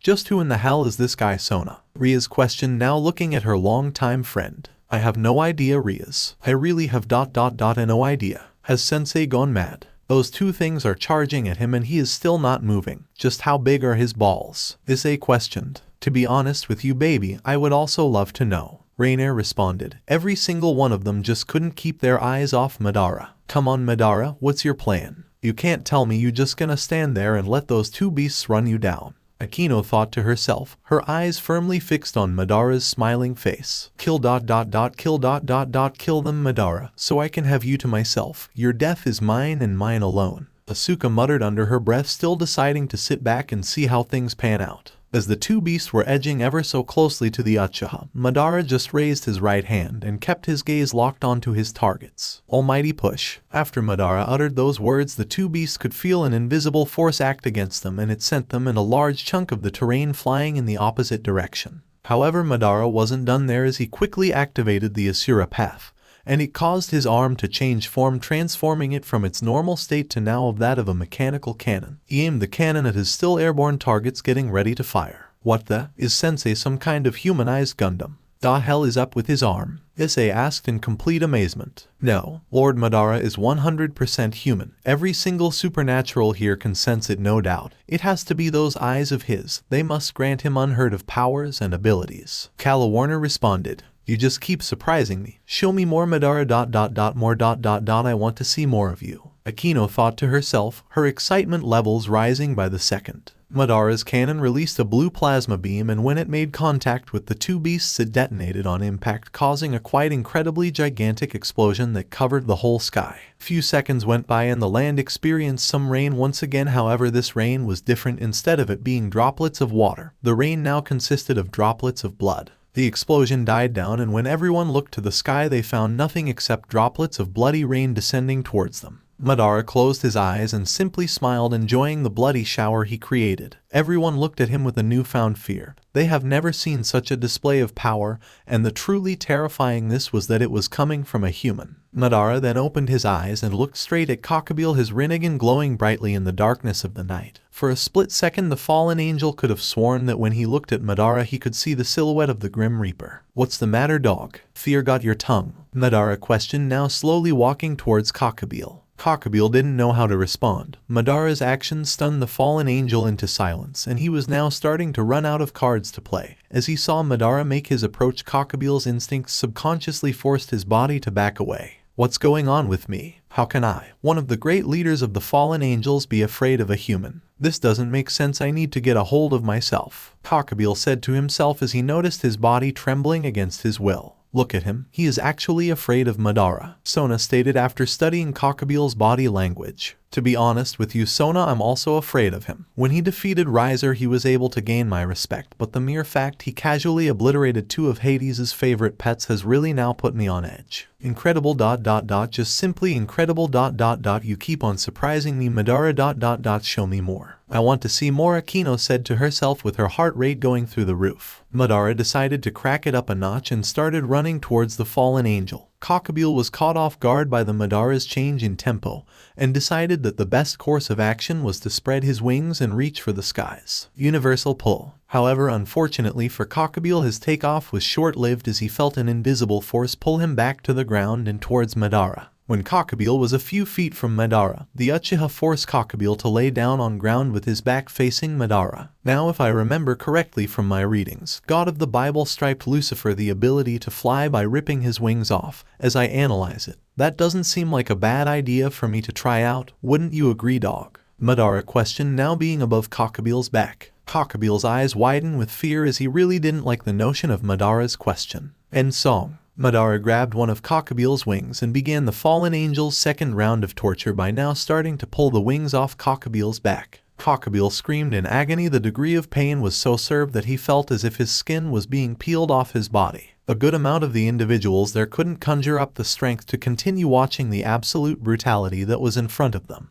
They eventually turned their heads and covered their ears to block out the screams of a man being tortured. One by one, the Uchiha teared off all of Cockabeel's 10 wings, each tear causing the fallen angel to scream like a dying animal. Madara summoned 2 shadow clones and ordered them to gather all of Cockabeel's wings and stack them in a pile just in front of the fallen angel. Madara then took hold of Cockabeel's long hair and pulled him up so that the fallen angel could look at the pile of black wings. Now I'm gonna strip you further of your pride and honor, insect. Bear witness as I burn down all you have accomplished, Madara said with his lips beside Cockabeel's left ear. Madara reverted his eyes back to the Mangekyo Sharingan and looked directly at the pile of bloody black wings. Amaterasu. Black flames descended upon the wings and they were slowly turning them into ash. Damn, I always knew Sensei was hardcore, but good god, this is intense, Issei said, not being able to keep his eyes away from what Madara was doing. I hold no pity for that bastard, he's finally getting what he deserves, Calawarner stated as she was enjoying Madara's display of dominance. Now I understand what Master meant when he said that his enemies will experience his hate and vengeance, and to do something like this is the ultimate humiliation for a fallen, Rainer stated. What do you mean by that? Issei questioned. Gentle sigh, you know baby, you really oughta start learning about the supernatural world. You pretty much a part of it now, but anyway let me explain. For any angel, whether they are pure or fallen, their wings are a symbol of hard work, dedication, respect, power and honor. You could pretty much say our wings are our ego and pride. That's right, you should have noticed that Cockabeel has 4 more pair of wings than us. To see and measure an angel's power, it is all down to how many wings the angel possesses. These wings are like our children, and we love them to death, so now to have not only your wings ripped off, but to also be burned and right in front of your face, just beyond soul-destroying, Calawarner said, continuing Rainer's speech. Deep, to see your wings burn in front of you is almost like watching all your proudest and fondest memories, all your hard work and dedication, all your respect and honor and all your character disappear as if they never existed, Rainer concluded. Cockabeel wore a defeated expression on his face as he watched his pride and joys burn right in front of him. He felt weak and powerless, and due to this dip in self-confidence he let his control of Asia slip away. Huh? What the? Where am I? Asia questioned, still trying to gain her bearings. Asia, hey, are you okay? Issei, what's going on? Where am I? And why am I wearing a priest's cloths? Issei made his way to Asia and gave her a tight hug. That doesn't matter now, Asia. The most important thing is that you're back and you're safe. I'm back. Where did I go? And who are those 2 women behind you, Eyes-kun? Oh yeah, you haven't met these 2, have you? Asia, this is Rainer and Calawarner. They are both fallen angels that have joined our group, Issei said to Asia while pointing to the 2 fallen angels. Hey there, Rainer greeted. How do you do? Calawarner questioned. Oh hi, nice to meet you. Anyway, quick question, Eyes-kun, where is my big brother? Asia questioned. Oh no, don't worry about that, Asia. Sensei is here, he is just taking care of business. What do you mean by taking care of business? Asia questioned, now getting out of Issei's hug and taking a look around her surroundings. As she was scanning the environment, she could see the school field looked like it was a victim of a war. She continued her scan and saw a large group of students recovery from some injuries. Asia soon smelt something burning and decided to direct her attention to where the smell was coming from. She saw her elder brother holding a man up by his hair, and they were standing behind a pile of burning black wings. When Asia got a better look at the man Madara was holding up, her mind began to release all the recent memories that had been locked up deep in her psyche. What a minute, now I remember. That's the man that kidnapped me and had me under his control. That's right, Asia. That man is called Cockabeel, and it's through the efforts of your older brother that you were able to be let go of Cockabeel's mind manipulation, Calawarner said, now standing beside Asia. Wait a minute, where's Asuka? Immediately after Asia asked that question, Asuka appeared right beside Asia, her eyes still fixated on her 2 opponents. Everyone's body apart from Asia's tensed up as they were on guard and watched every movement of Asuka, just waiting for her to try anything funny. You called? Asuka questioned, with her voice interchanging from its normal tone to a demonic one while looking at Asia through the corner of her eye. Asuka, we were being mind-controlled by Cockabeel, that's why. Asia could finish her sentence as her lips were sealed by Asuka placing a single finger above them. Issei saw this and was almost at the brink of chopping Asuka's hand off, regardless if she is possessed by the Antichrist or not. I already know about that, Asia. I also broke out of Cockabeel's mind manipulation just recently.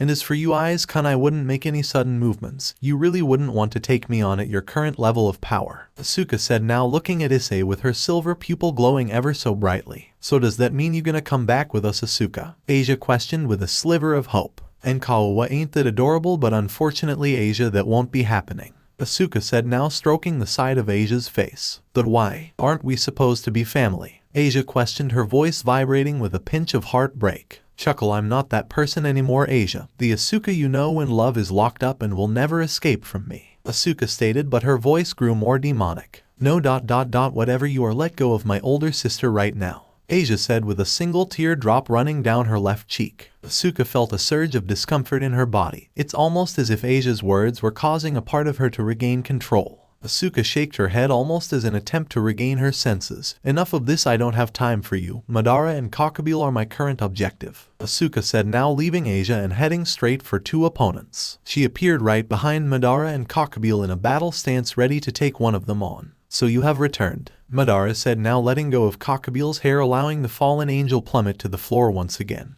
his eyes still glued to the pile of burning wings. Madara then turned around and looked at Asuka dead in the eye, his sharing and rivaling her black and sliver irises. Help me. Madara narrowed his eyes as he could have sworn he heard someone's voice. Please help me, Madara. You hear that, my reincarnation? Indra questioned. It sounds like the girl. She is calling out to you, Madara. It seems that she cannot fight off the Antichrist on her own, Hagoromo stated. Please, Madara, help me. I need you. You're the only one that can save me. Asuka began to scream wildly, the power of the Antichrist surrounding her entire body. Eventually the aura grew larger and began to take form. A few more seconds go by and Asuka could be seen in the middle of an ethereal 50-foot-tall demonic giant. Nervous chuckle, man. I guess you guys were right when you said I have no chance against her, Issei said in awe and fear as he and everyone else knew that they didn't even have a sliver of a chance trying to defeat Asuka. It's big, Indra said in an amused tone. It's strong, Hagoromo stated. It's pathetic, Madara interjected. So then what are you gonna use? Indra questioned. An ability I haven't really used before, Madara said, ending his mental conversation. Kill. Kill.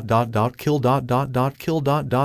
Madara. The demonic giant said, keeping its red eyes on Madara. So you can speak, huh? I presume this is how you look like Antichrist, Madara questioned. Evil laughter, smart human. However, this is just an avatar of my appearance, but still well done for figuring that out, the giant said, now clapping its hands, which caused massive gushes of wind to travel throughout the school field. You remind me of Jesus. I hate Jesus. Therefore I hate you. Your blood will be mine, human. While the Antichrist was issuing its little speech, Madara took the time to activate his Rinnegan and ready one of the 6 paths techniques. We will see about that. Summoning Justu. A large smoke screen appeared out of thin air, and it completely covered the area Madara was currently occupying, making it impossible to see the Uchiha. The smoke screen began to fade away and Madara could be seen standing on the head of a giant drill-beaked bird while being surrounded by a giant multi-headed dog, a giant rhino, a giant centipede, a giant snake-tailed chameleon, a giant ox, a giant panda, and a giant crustacean.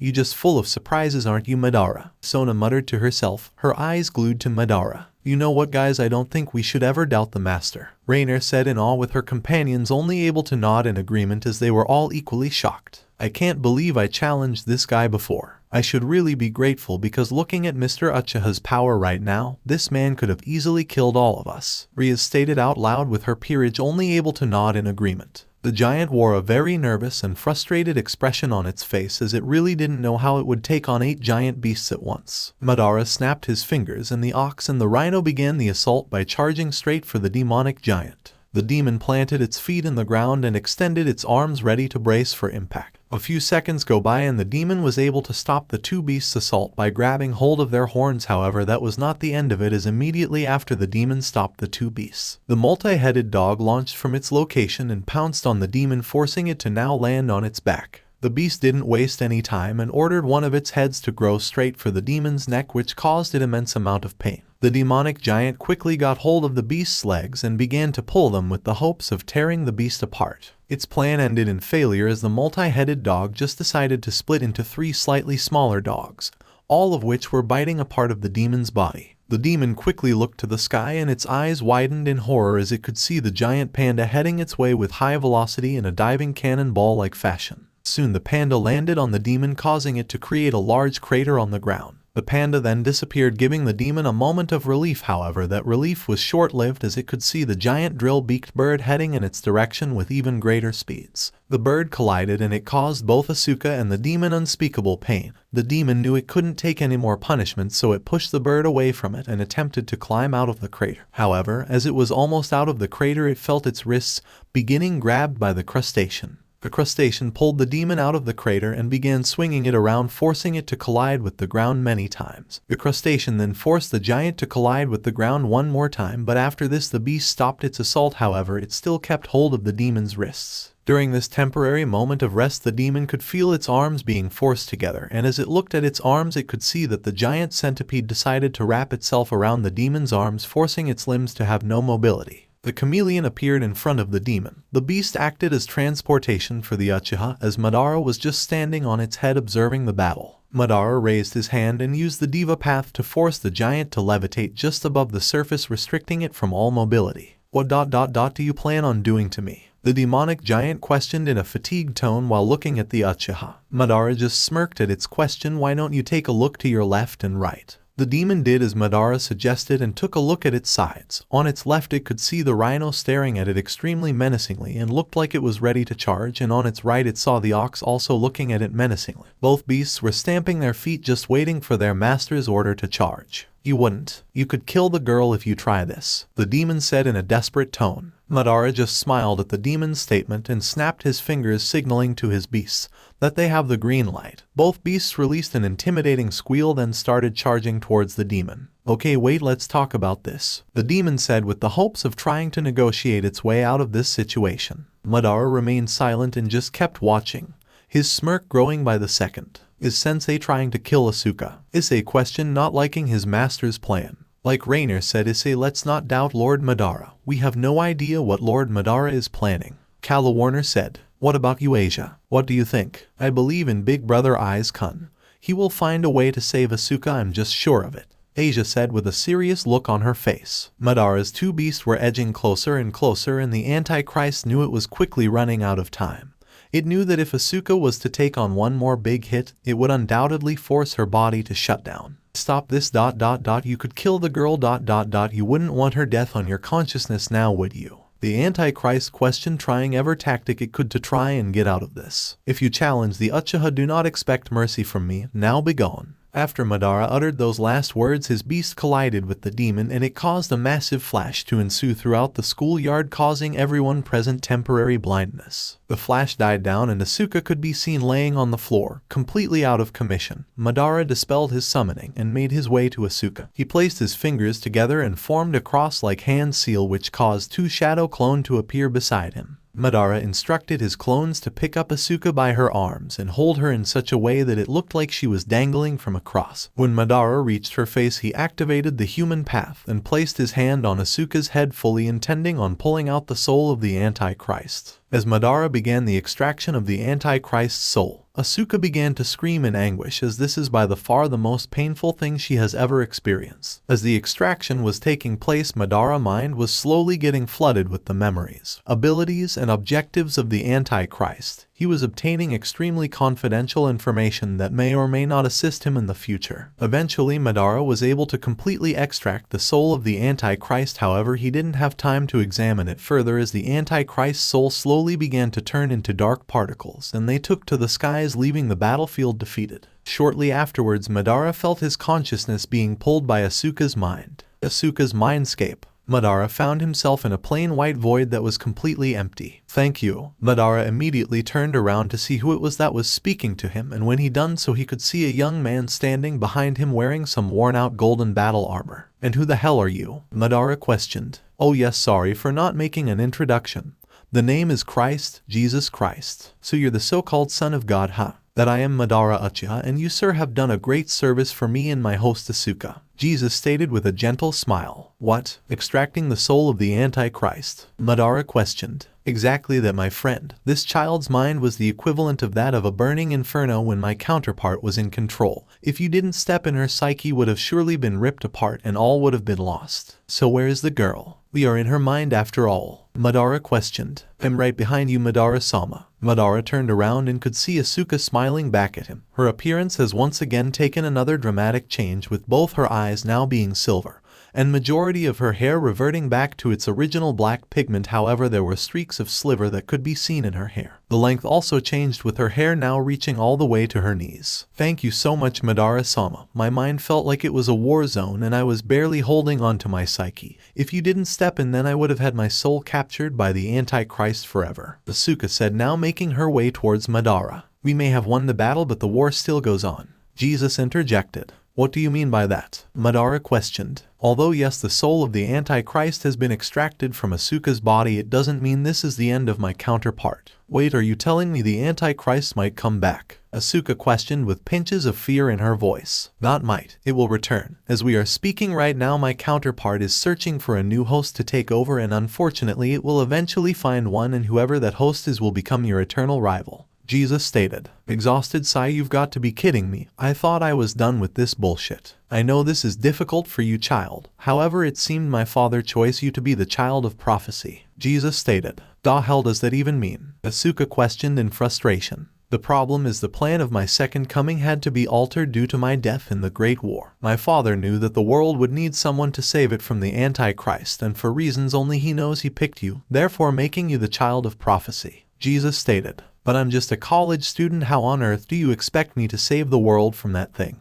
Listen, like I said, there is a reason why both my father and Lucifer picked you to host two of the greatest souls in Christian belief. It was either that you were to become Christianity's destruction or become Christianity's savior. Therefore, whatever you do right now will forever change the course of this world, the supernatural world, and all of Christianity. What do you mean by that? Asuka questioned. You need to pick a side, child. Either you embrace your destiny as the child of prophecy and do all you can to defeat my counterpart when the time comes, or you reject me. But know this, if you do reject me, the Antichrist will leave whatever host it finds and do all it can to once again take control of your body and rain destruction upon us all. Chuckle. Yeah. No pressure at all. Thanks for that, Jesus. While Asuka was contemplating on this massive world-changing decision, Jesus turned his eyes to Madara and observed the Uchiha with very calculating eyes, almost as if he was trying to figure out something about the Uchiha.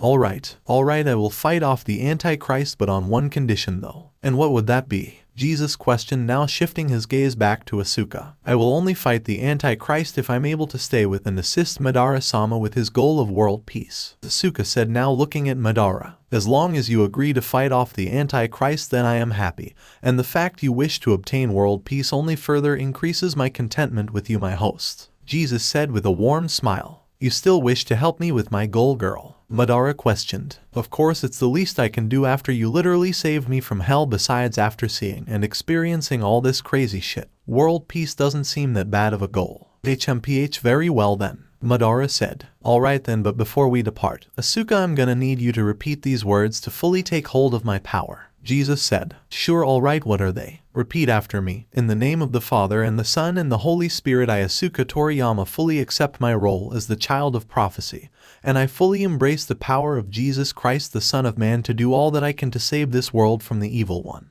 In the name of the Father and the Son and the Holy Spirit, I, Asuka Toriyama, fully accept my role as the child of prophecy, and I fully embrace the power of Jesus Christ, the Son of Man, to do all that I can to save this world from the evil one. After Asuka uttered those words, she felt an incredible surge of power flow throughout her body.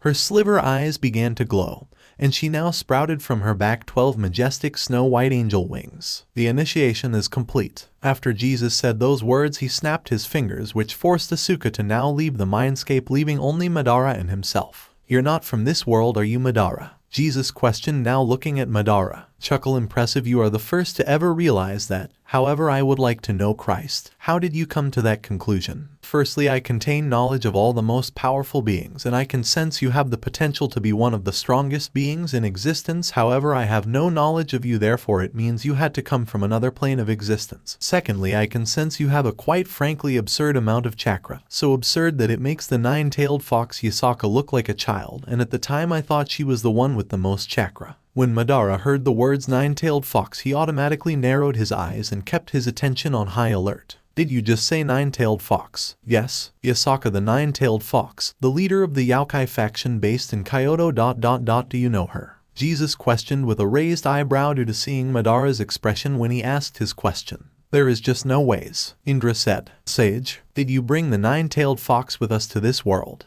Madara questioned. No, of course not. It can only mean this world has its own nine-tailed fox. Hagoromo stated. Didn't Christ just say the nine-tailed fox is a her? Indra questioned. He also did say that my level of power makes her look like a child. Madara stated. But this is interesting. It makes me wonder just how many other beings can use chakra. Hagoromo questioned. We need to investigate this Yasaka and her Yaokai faction. Madara said. Oh, this should be fun, and by the way, Jesus is speaking to you. Indra said. Hello. ... Was it something I said? Jesus questioned. Madara was immediately broken out of his mental conversation by Jesus's question.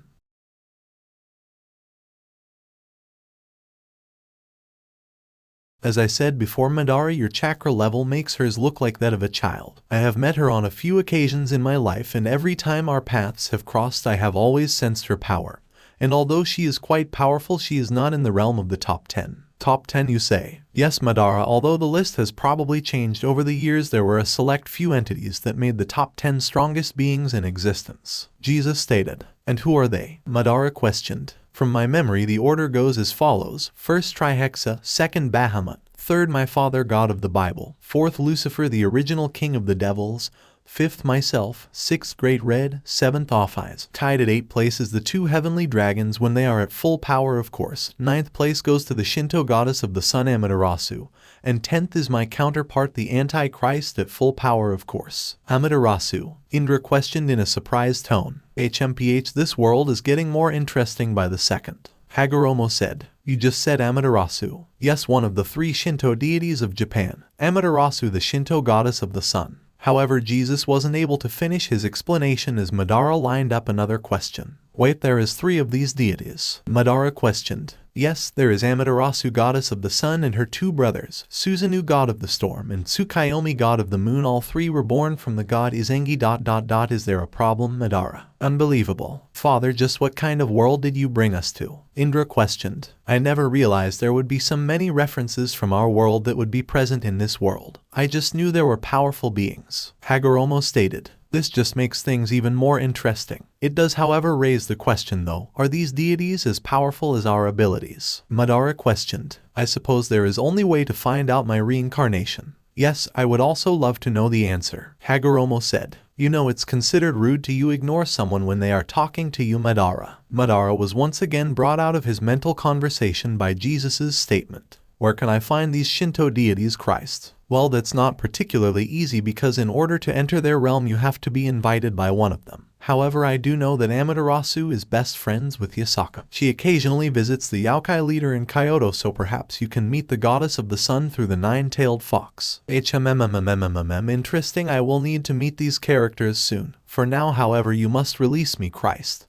I need to return to the real world to continue my goal. Alright, wait, before I let you go, can I ask you for some favors? Jesus questioned. Firstly, I need you to assist with the training of Asuka. Although I can teach and train her, my teachings are only mental. However, with you she can also train her body so that she can handle most of my power and learn how to fight using hand-to-hand combat, as well as wield Excalibur. Very well, then it will also benefit me in the long run. I need powerful followers for my goal. Thank you, Madara, I really appreciated it. You know, I think this will be a start of a beautiful friendship between you and I. But anyways, thank you again, and until we meet next time, goodbye, my friend. Jesus said with him and the white void slowly fading away. Madara was transported back to reality, and when his senses fully returned to him, he could see Asuka looking at him with a very annoyed expression. Can you tell your clones to finally let go of me? Asuka requested as she tried to squirm out of Clone's grip. Madara dispelled his clones, which caused Asuka to fall flat on her face as she was expecting Madara's clones to gently place her on her feet, not to all of a sudden disappear. Hey, you could have at least instructed your CL. Help.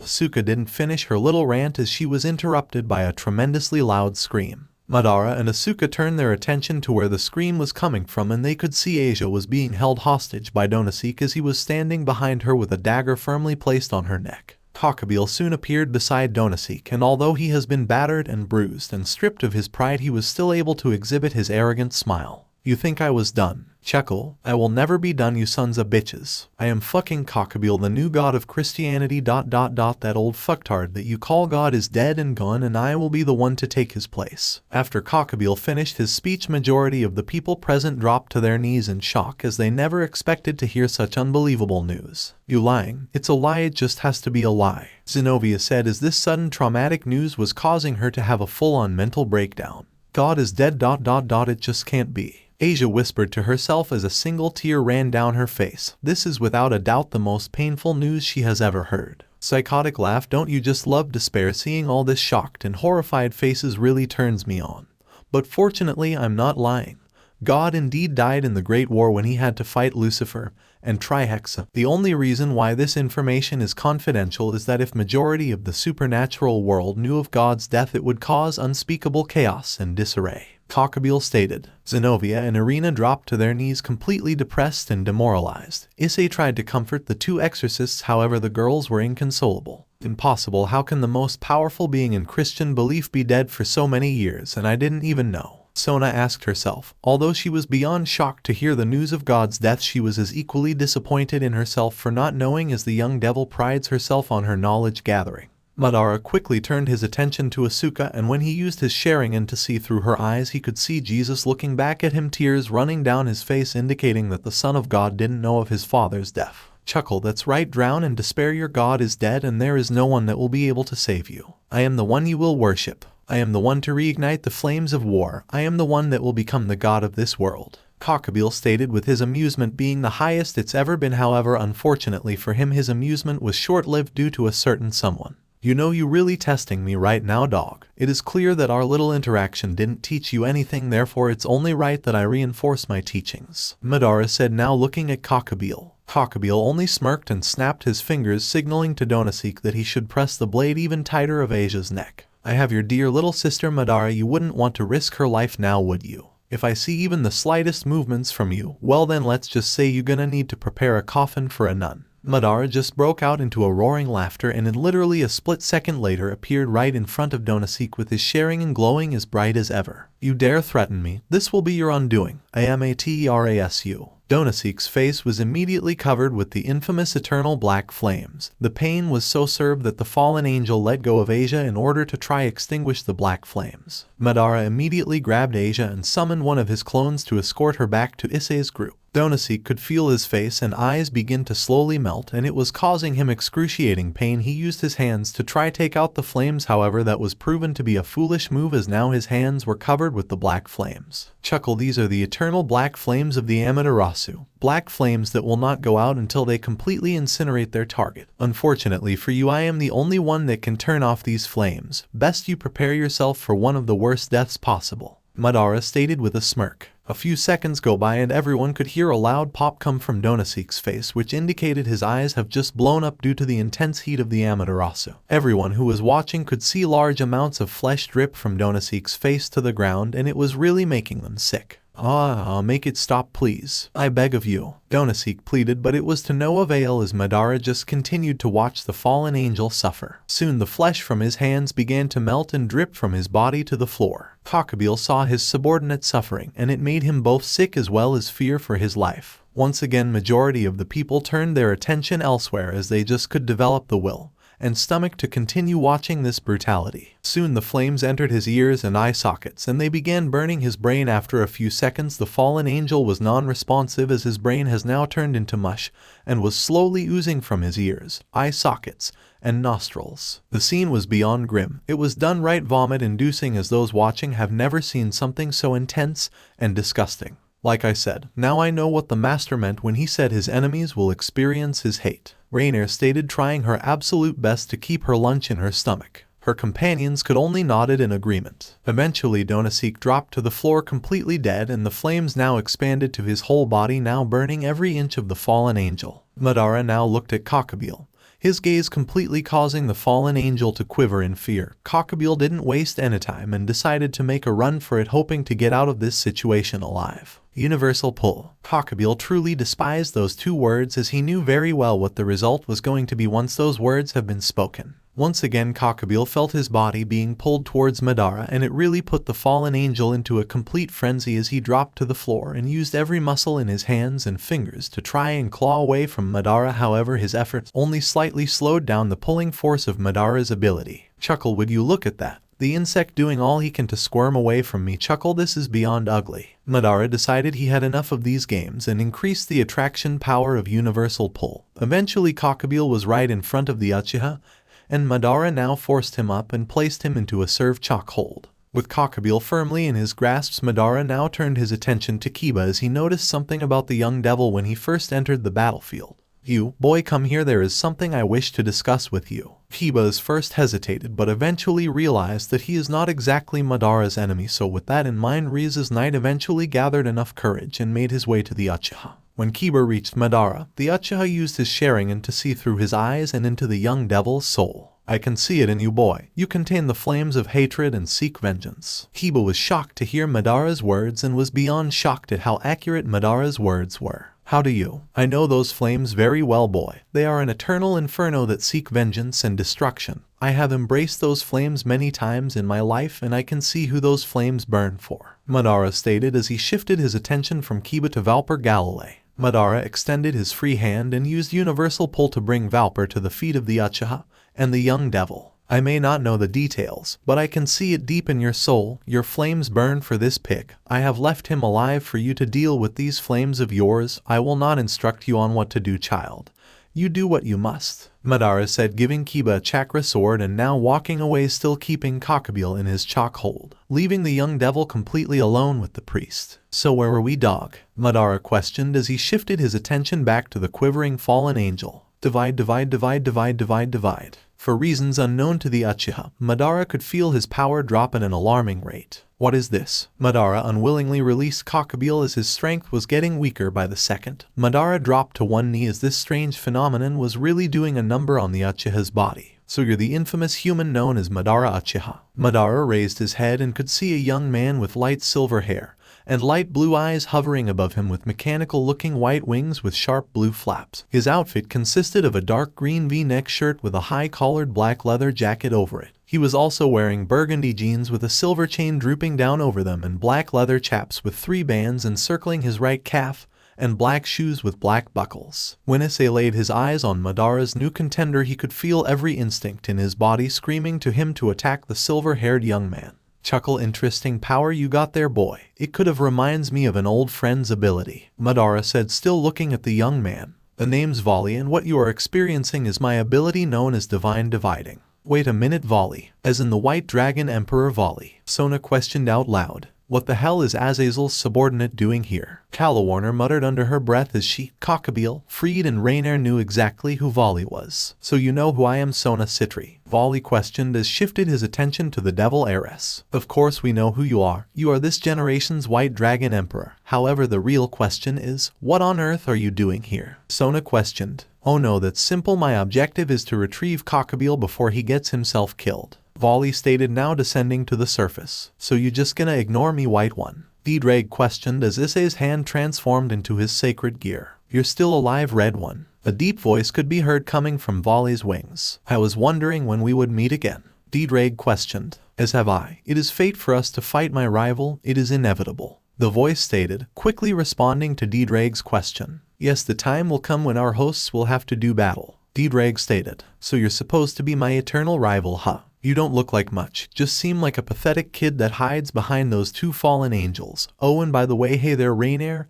and Calawarner, Azazel sends his regards, Volley said as he shifted his attention to Issei and his group. Same back at your scumbag, Issei said with his anger rising rapidly. Madara was able to retrieve some of his strength and began to stand up so he could have a better view of this generation's White Dragon Emperor. Volley eventually reached the surface and his eyes were immediately locked into a staring competition with the Uchiha. So tell me, boy, what makes you think I will just willingly hand over this insect to you? Madara questioned. Oh no, Madara Uchiha, I am taking Cockabeel with me whether you like it or not, Volley stated as he made his way towards the fallen angel. Madara closed his eyes and broke into a small chuckle as truly found it amusing that this kid was disrespecting the ghost of the Uchiha. Before Volley could get a hold of Cockabeel, he felt an incredibly sharp pain in his abdomen. It all happened so fast for the White Dragon Emperor. 1 second he making his way to Cockabeel, and in the next second he saw an incredibly fast blur appear right in front of him. Volley dropped to his knees and coughed up lots of blood as he has hardly ever experienced such devastating pain.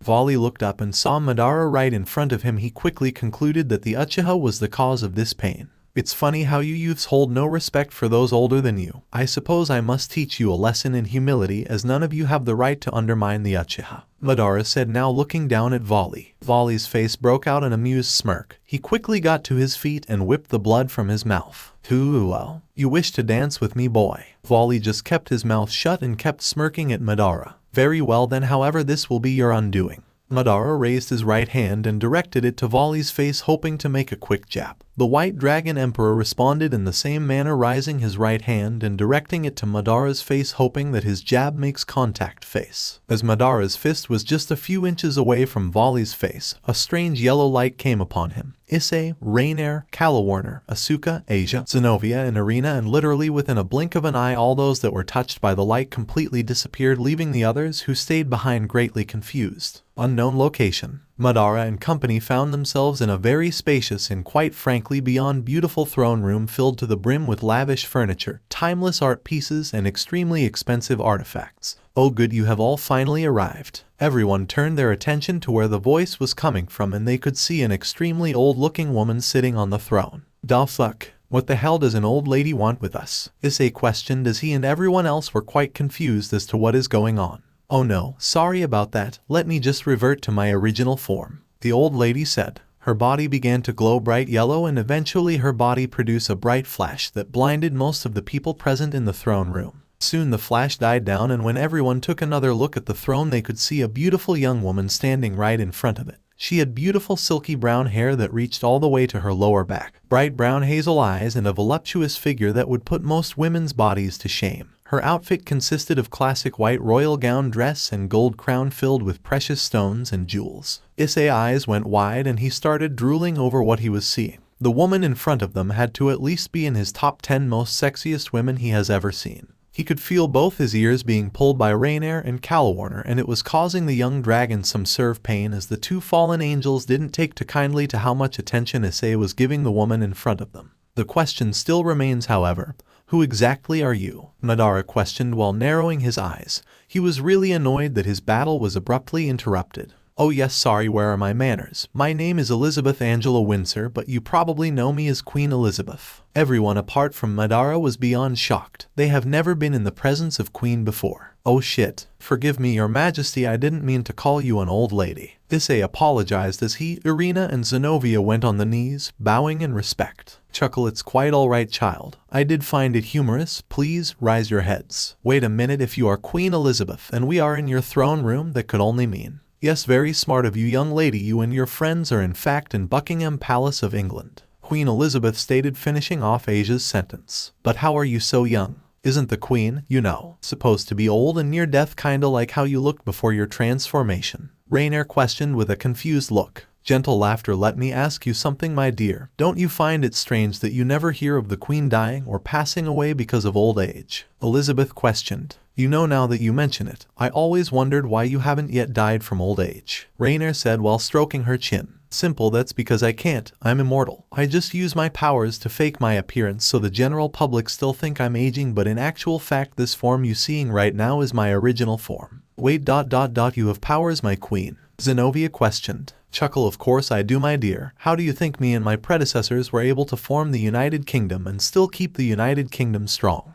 Huh, I guess that does make sense, Zenovia said. But wait a minute, how on earth are you immortal and none of your predecessors were? Asuka questioned. It was God's wish, my dear. Starting with me, anyone that has my blood and is born after me will obtain immortality, therefore everyone in my family at this moment is immortal. Enough of this useless chatter. Answer my question, woman, why did you bring us here? Madara questioned, his sharing and fully awakened as his patience was running thin. Oh yes, back to the topic at hand. The reason I brought you here is simple. It's because you lot have something that I want. Elizabeth stated with a smirk on her face. Speech, do not undermine the ability of the Uchiha. Inner thoughts, is this what you meant Hashirama? Jutsu, fire style fireball jutsu. What do you mean we have something you want? Asuka questioned as Queen Elizabeth's words greatly confused them. It's precisely as I said, my dear, you lot have something that I want, Elizabeth said. And what exactly is this thing that you want, your majesty? Asia questioned. The Excalibur, my dear, the sword that has brought my family, my predecessors and my nation great glory, Elizabeth stated. But why? You don't seem like the power-hungry type, so there must be another reason as to why you want the sword or its pieces. Calla Warner said. Well, the answer to your question is quite simple, my dear. Now, as you all may know, my ancestor King Arthur was the first human to ever wield Excalibur, as my spiritual father God of the Bible saw him as a man worthy to wield the legendary sword after the death of his son Jesus Christ. Wait a minute, so you telling me King Arthur was the famous human to wield Excalibur? Issei questioned. Shortly after he asked his question, Issei felt an incredibly sharp pain behind his head as both Rainier and Calla Warner smacked him from behind. You idiot, of course, King Arthur was the first human to wield Excalibur. Like seriously, babe.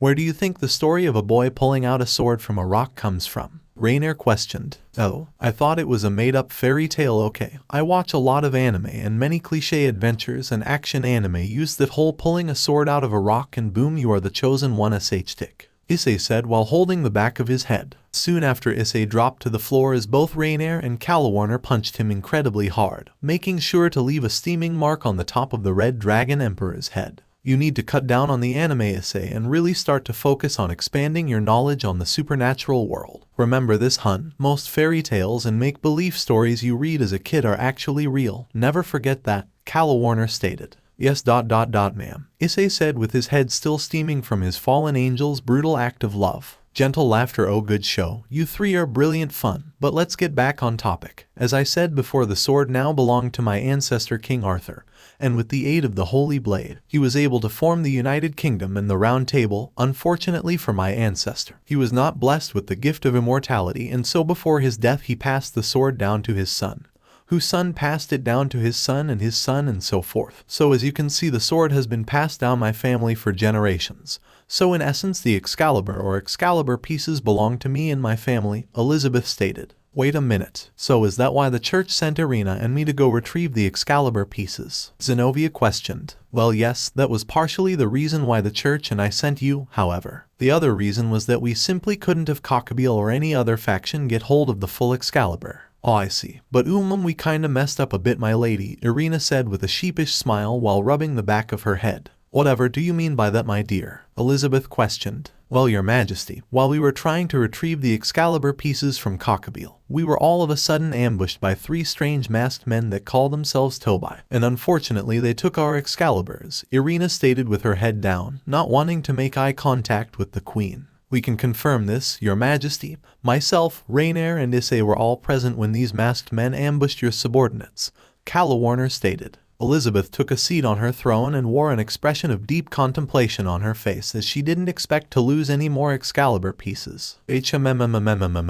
Tell me, these masked men, do you possibly know what faction they are affiliated with? Elizabeth questioned while stroking her chin. No, my lady, we are truly sorry for disappointing you. We have failed you, Zenobia said with her also looking down. Raise your heads, children. It's not your fault. It's not like you wanted to lose the Excalibur pieces. Thank you for your mercy, my lady. However, there is good news. I still have Durandal in my possession, Zenobia stated. That's good. That's very good. At least we still have one of the 4 holy swords at our disposal. Asuka then stepped forward and was now just a few feet away from Elizabeth. I have the incomplete Excalibur, your majesty, all 5 pieces at my disposal, Asuka stated. Oh really? Would you please be a dear and hand it over to me? That's not possible, Asuka said with her voice changing, going from her usual feminine voice to one more masculine. Her silver eyes began to glow and a golden aura surrounded her body. And why is that? That's because Excalibur belongs to me.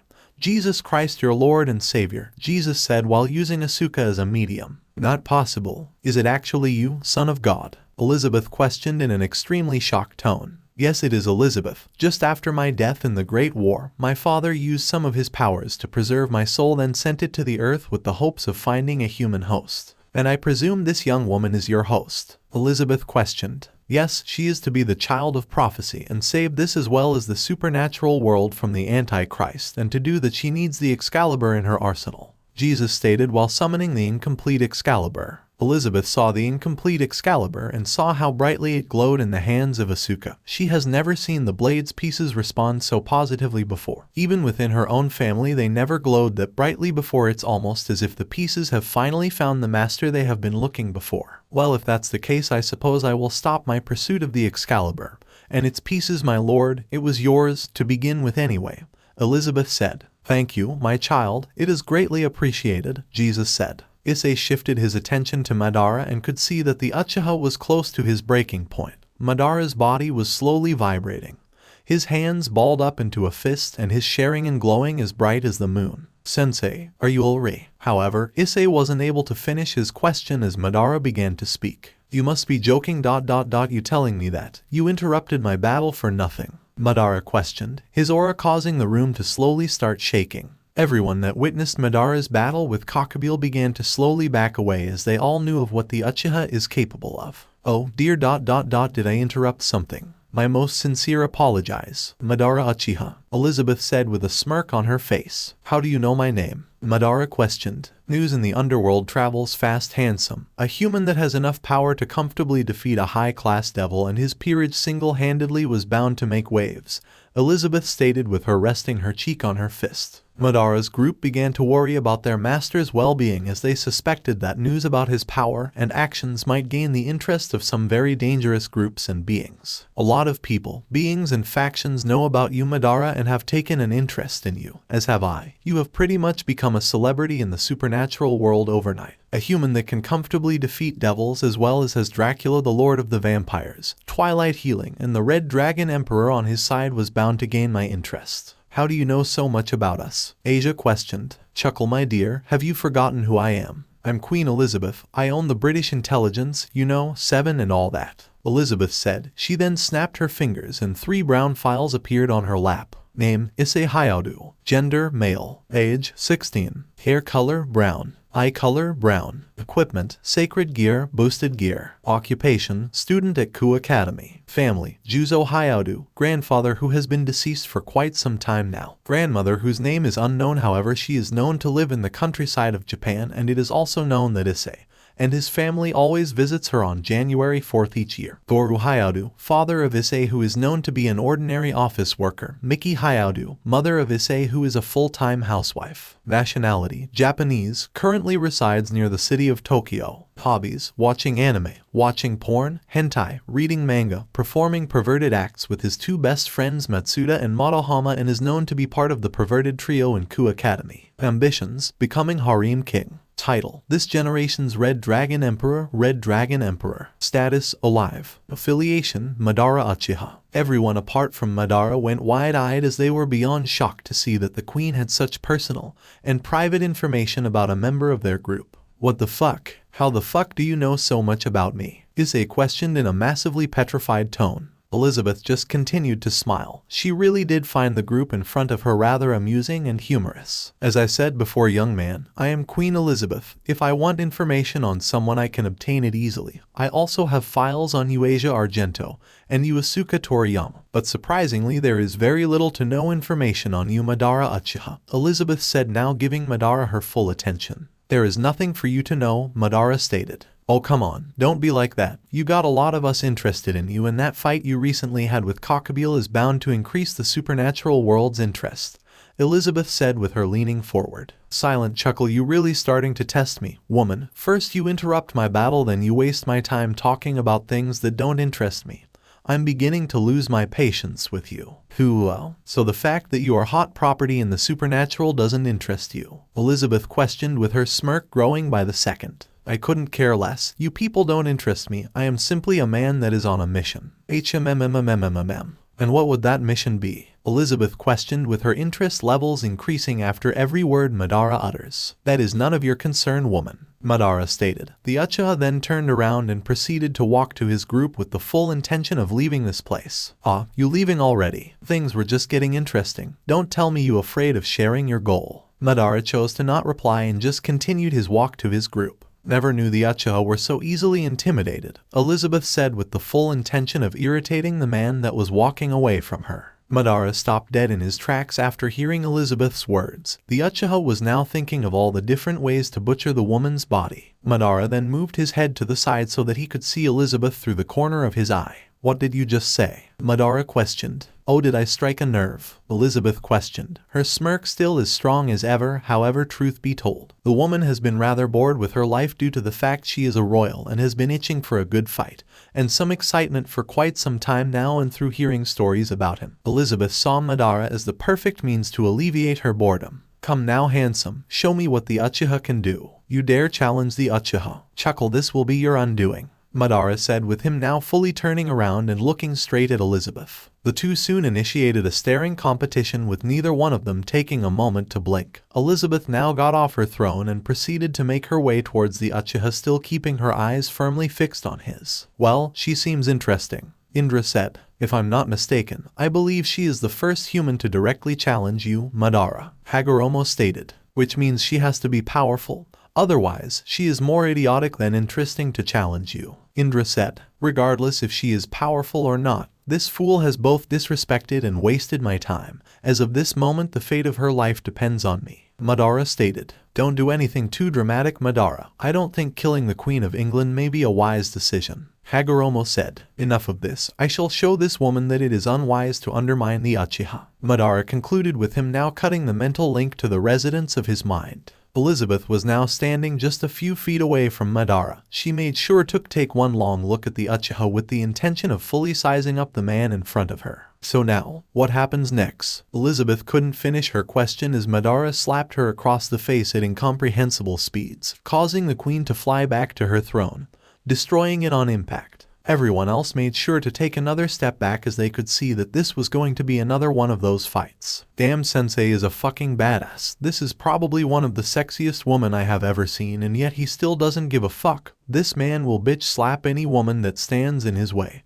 Issei said out loud. However, unfortunately for the Red Dragon Emperor, shortly after he finished his statement, he was smacked from behind by Rainier and Calawarner, as the two fallen angels didn't take too kindly to Issei heavily complimenting the Queen of England. "Hey, how dare you lay your hands on Her Majesty's face?" Zenobia shouted at a beyond furious tone. Just when she was about to intervene, Madara appeared right in front of her, and when Zenobia looked straight into his eyes, she saw her whole life flash before her eyes. Memories of her past kept flashing through her mind. It was as if her psyche gave her one last show about her life before it inevitably comes to its end. The exorcist was so heavily overflowing with fear that Madara's nose could do nothing but pick up its sweet and satisfying scent. "You wish to dance with me as well, girl?" Madara questioned, making sure to surround the young exorcist with his very ominous aura. Zenobia's heart went into overdrive and her body was beginning to struggle with the amount of blood that was circulating throughout her system.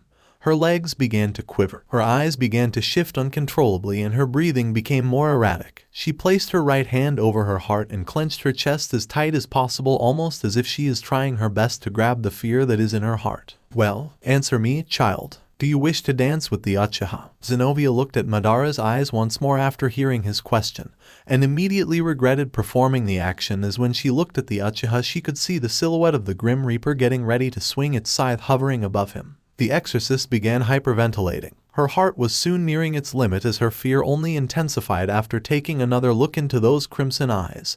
She dropped to her knees and began hugging her herself with extreme intensity. Irina tried to rush to her friend's aid, however, before she could complete her first step. Her eyes momentarily connected with Madara's, and that was all the Uchiha needed to instill the same fear Zenobia was experiencing into Irina's system. She quickly dropped to the floor and took a fetal position as her body was beyond the point of struggling with fear. She was in a full-on panic attack mode, with her mouth being completely saturated with foam. Slow clapping. Everyone else shifted their attention to where the clapping was coming from, and they could see Elizabeth standing above the rubble that was her throne with her snow-white dress completely ruined. "Impressive, Madara. I did hear that those eyes of yours hold powers that are beyond comprehension.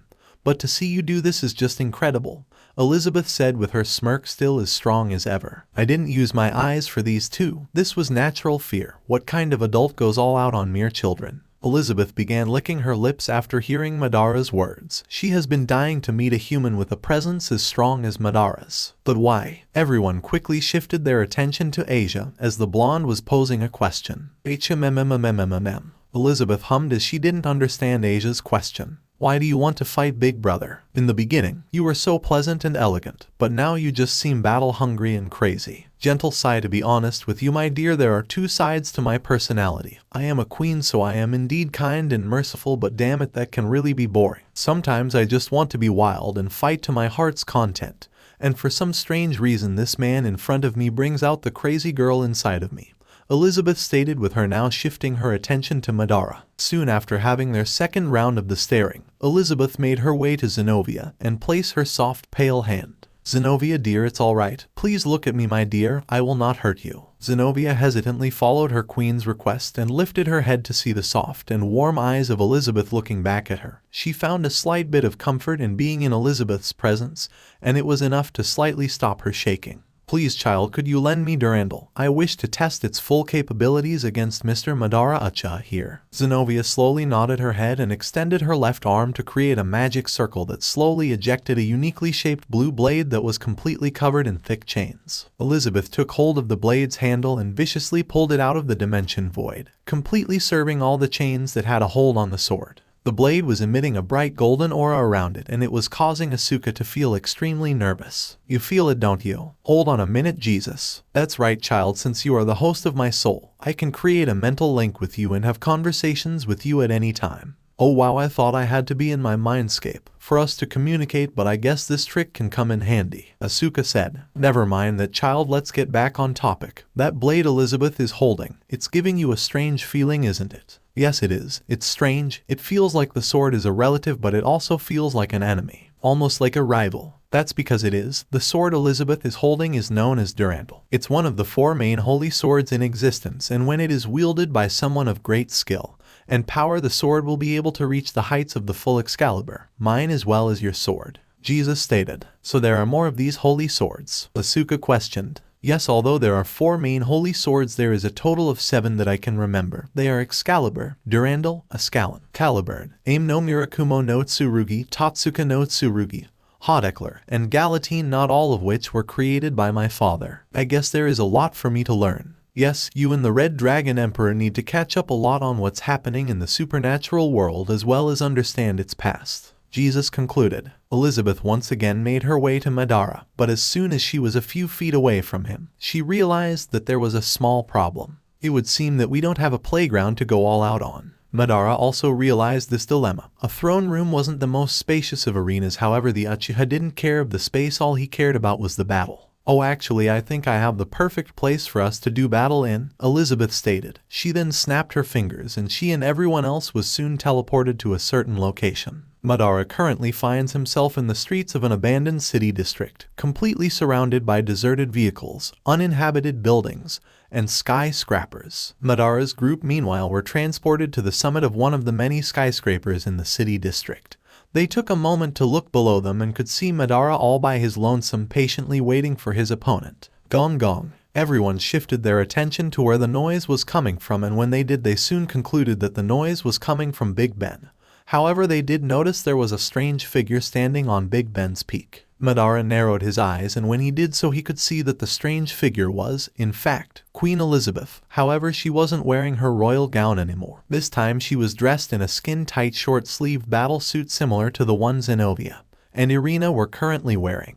However, the few differences were that Elizabeth's suit was snow white with gold embroideries spread throughout the suit. Welcome to Central London, the jewel of my country and soon to be the victim of our little battle, Madara Uchiha, Elizabeth stated. She can't be serious, Rainier said. She's willing to destroy the capital of her country all for a battle. Talk about a serious abuse of power, Calla Warner stated. Elizabeth then leaped from Big Ben and landed on a rooftop adjacent to the one Madara's group was on. Why the hell did you pick Central London as your battleground? Aren't you worried about the damages you might cause to your capital? Rainier questioned. Chuckle, you lot really tend to forget who I am, don't you? I'm Queen Elizabeth. This is my country and I can do with it as I please. If I want to have a battle in London, Then I will have a battle in London. I have already placed an evacuation order for all residents of London so no harm will come upon my people, and besides I have been wanting to do some renovations to my capital, so I might as well have a battle to tear down the old design. She's fucking hardcore, Issei stated. Thank you, my dear, Elizabeth said with a beautiful smile. Now if you will excuse me, I have a date with a certain Madara Uchiha. With that said, Elizabeth then leaped from her rooftop and landed just a few feet away from Madara. All this time Madara has just been folding his arms and closing his eyes, allowing his chakra to circulate throughout his system at an extremely fast rate in order to ready his body for the battle. Sorry for keeping you waiting, handsome. You know how we girls are, we always so indecisive with our outfit when we are about to go on a date. Madara slowly opened his eyes and revealed his Mangekyo Sharingan.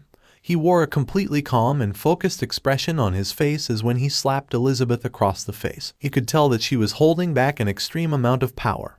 He formed the hypothesis that Elizabeth may be the strongest person he has encountered in this world. Silent treatment, huh? Oh, I like that. Let's see if you can keep up that demeanor though. Elizabeth then balled her free hand into a fist and readied it to punch Madara. She dashed towards him at incredible speeds, and just when her fist was about to make contact with his face, she completely stopped it. However, the shock wave of her punch traveled past Madara and towards the buildings behind him, completely shattering all the windows of the cars and buildings. HMPH, so my hypothesis was correct, Madara stated. And what would that be, Madara? Hagoromo questioned. She's a brute, very similar to the granddaughter of Hashirama. You mean Tsunade Senju? Yes, sir. I couldn't care to remember the name of a weak Senju, however I do remember that her strength was above average for a ninja, and from analyzing this woman I can tell her strength is at least 5 times stronger than that of Hashirama's granddaughter. Interesting, so what's your plan of attack, my reincarnation? Indra questioned. The simple and safest approach is to use ninjutsu and long-range attacks, but I don't dance safely. This woman dared to challenge the Uchiha, and now I will show her who is superior in hand-to-hand combat. I suppose this will be a battle where I take full advantage of Sage Mode. HMPH didn't even flinch. Impressive, Madara, I would expect nothing less from you, Elizabeth said with a smirk. She then brought back her fist to her body and tightened her grip on Durandal. Madara once again closed his eyes and controlled his breathing, allowing his body to gather enormous amounts of natural energy. Soon his face was covered with the markings of Sage Mode and his body was releasing an intoxicating aura. Magnificent, just magnificent. Oh, how I have been waiting to go wild. Show me all the power you got, Madara. Show me what those eyes of yours can do.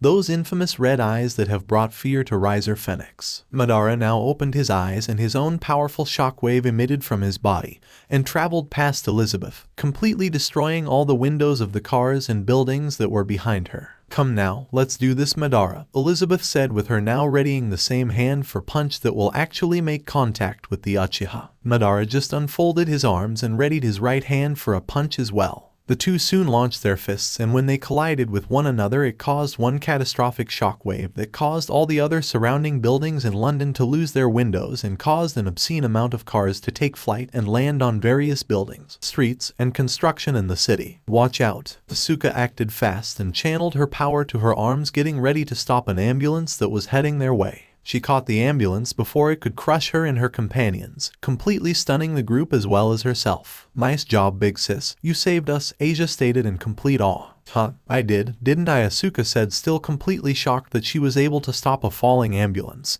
She didn't even think about it. It was all just instincts and acting on a gut feeling. She then threw the ambulance as far as possible and took a moment to examine herself, as this was something she hasn't done before. Impressive, Asuka. It would seem that you getting more of a hold of Jesus's power, Warner said with a more than impressed tone. Yeah, thanks for that. It was moving so fast. Me and Warner didn't have enough time to react to it, Rainer said. There was an unexpected silence from Issei, as although he was grateful for Asuka's actions, there was a bit of envy brewing within his psyche as he wanted to be the one to save everyone. He was starting to get fatigued with the fact that in most situations there is always someone there saving him and everyone else. He began asking himself what was the point of having the power of the Red Dragon Emperor, but still being too weak to use it. You okay, partner? Not really, D-Drag. I'm just getting tired of being a spectator and a damsel. I also want to be a part of the action and help save those around me as well as use my untapped power. I think you mean my untapped power. Yeah, whatever. You know what I'm getting at, D-Drag. Indeed, that I do, partner, that I do, but the question is, are you willing to pay the price? Because if you're not willing to pay the price, you don't deserve the reward. What price, D-Drag? Sacrifice, my dear boy.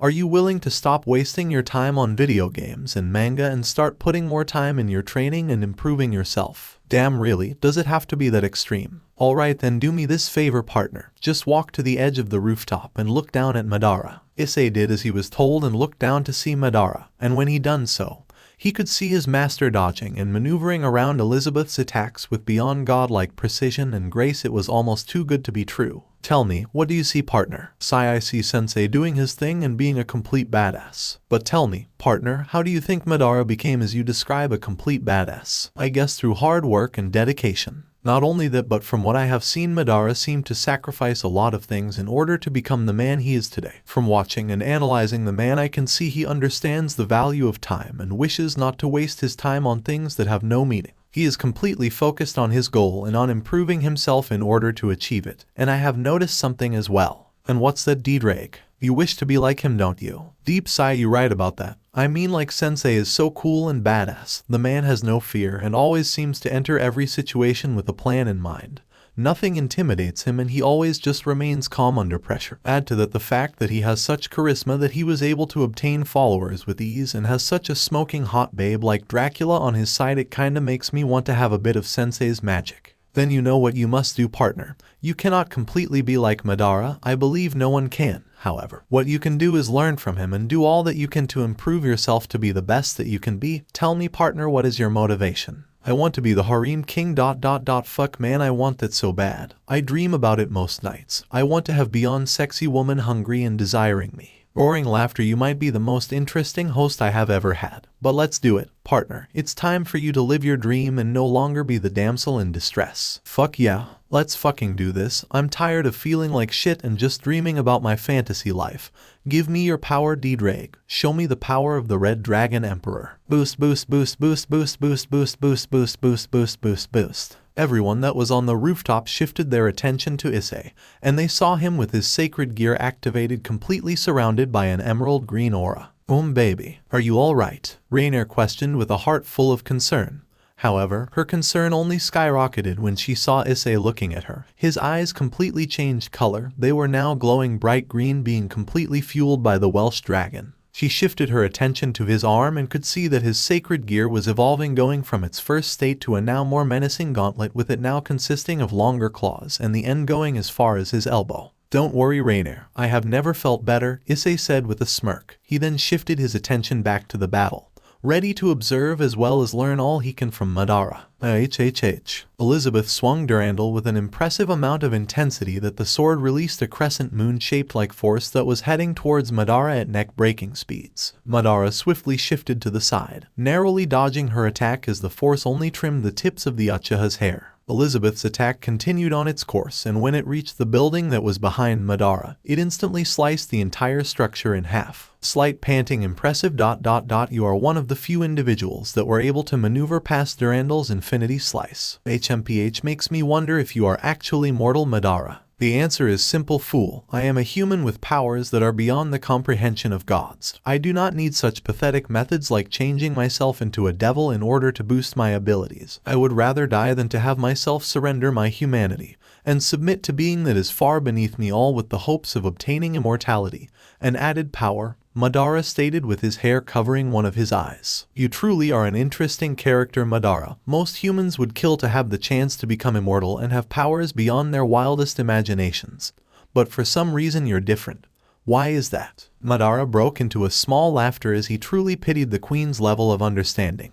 He then appeared in front of her within an instant, which caught Elizabeth extremely off guard. Listen closely, woman, because I'm going to say this once and once only. I am not like most human. Reason being is that I am the Messiah and I am this world's new beginning. I will show all these so-called gods the true power of a human called Madara Uchiha, divine power. Madara then pulled back his arm and launched a fist straight for Elizabeth's face, which sent her flying, causing the queen to crash into the building that was behind her. A few minutes had gone by and everything went quiet on Elizabeth's corner. Madara narrowed his eyes as he refused to believe that the battle was won that easily. He folded his arms and kept his attention at the newly formed rubble that had quickly buried Elizabeth. Is it over? Irina questioned. Can't be. Zenobia responded. Oh no, she's alive. I can sense her, Issei stated in a calm tone with a stoic expression. Rainier and Calawarner took a moment to look at each other, then turned their attention to Issei, as they were extremely impressed with Issei's sharp sensing abilities. Yeah, me too, I can still feel her life force, Asuka stated, with her now standing next to the Red Dragon Emperor. Incredible, you two. It hasn't been long since you both obtained your powers, and yet your sensing ability is on par with most experienced fallen angels. It would seem that your bodies are coping well with the powers that are embedded deep within them, Calawarner said. Rainier, on the other hand, didn't have much to say as she was blushing due to Issei's serious and focused expression. She was really enjoying the fact that her Kun was starting to take things seriously and using his powers more proactively. She's coming. After Issei uttered those words, a surprisingly loud, deranged laughter could be heard coming from the rubble that had buried Elizabeth. A few sword swings could be heard and Elizabeth surfaced from the now segmented rubble. Deranged giggle, oh, I'm starting to enjoy this. Come on handsome, let's go wild. Elizabeth dashed straight for the Uchiha and Madara obliged to her requested by also dashing towards Elizabeth, deciding that he would meet her halfway. When their fists came into contact, the impact of the collision caused a small crater to appear beneath them. Soon the two combatants' feet reached the ground and they continued their dance. The spectators found the scenario below them rather ironic, as when they looked at Elizabeth they expected by judging her appearance that her fighting style would be elegant and refined, but rather it was disorganized and untidy as the queen just used her brute strength to try and overwhelm Madara. As for the Uchiha, his movements and technique would put the fighting style of most gods to shame.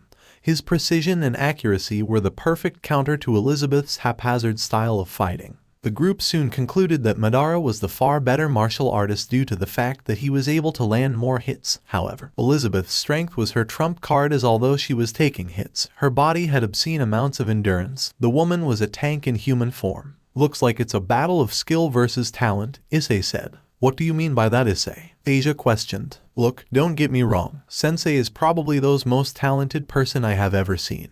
But in this fight he is more on the skill side than on the talent side. I mean, look at the battle. Elizabeth is using her raw talent, which is strength, to keep up with Sensei. She is completely depending on her body and strength to keep fighting. Meanwhile, Sensei is being more decisive, using different fighting techniques to land hits on Elizabeth. So what you are saying is that Lord Madara is more skill and speed and Elizabeth is just power and brute force? Calawarner questioned. Yes. Hold on a minute, Issei. Since when the hell did you have a brain? Rainier questioned with an extremely surprised tone. As I said, babe, I have watched a lot of anime. You pick up these things when watching countless fight scenes, Issei stated with a charming smile. Looks like the boosted gear not only boosted your body but it also boosted your brain cells. HMPH, I guess so. Issei gave Rainier one more smile, then he shifted his attention back to the battle. Play Tekken 7 Ost Brimstone and Fire Round 1. The city was filled with the sounds of fists colliding. Madara and Elizabeth took no time to catch their breaths as each fighter never gave the other even a yard of space to relax. The two combatants were really starting to get into it and they began adding more power to their attacks. London was reaching its breaking point as every time when Madara's and Elizabeth's fists came into contact the surrounding buildings and infrastructure were beginning to break down. The man-made creations just couldn't keep experiencing this amount of pressure. Intense shaking.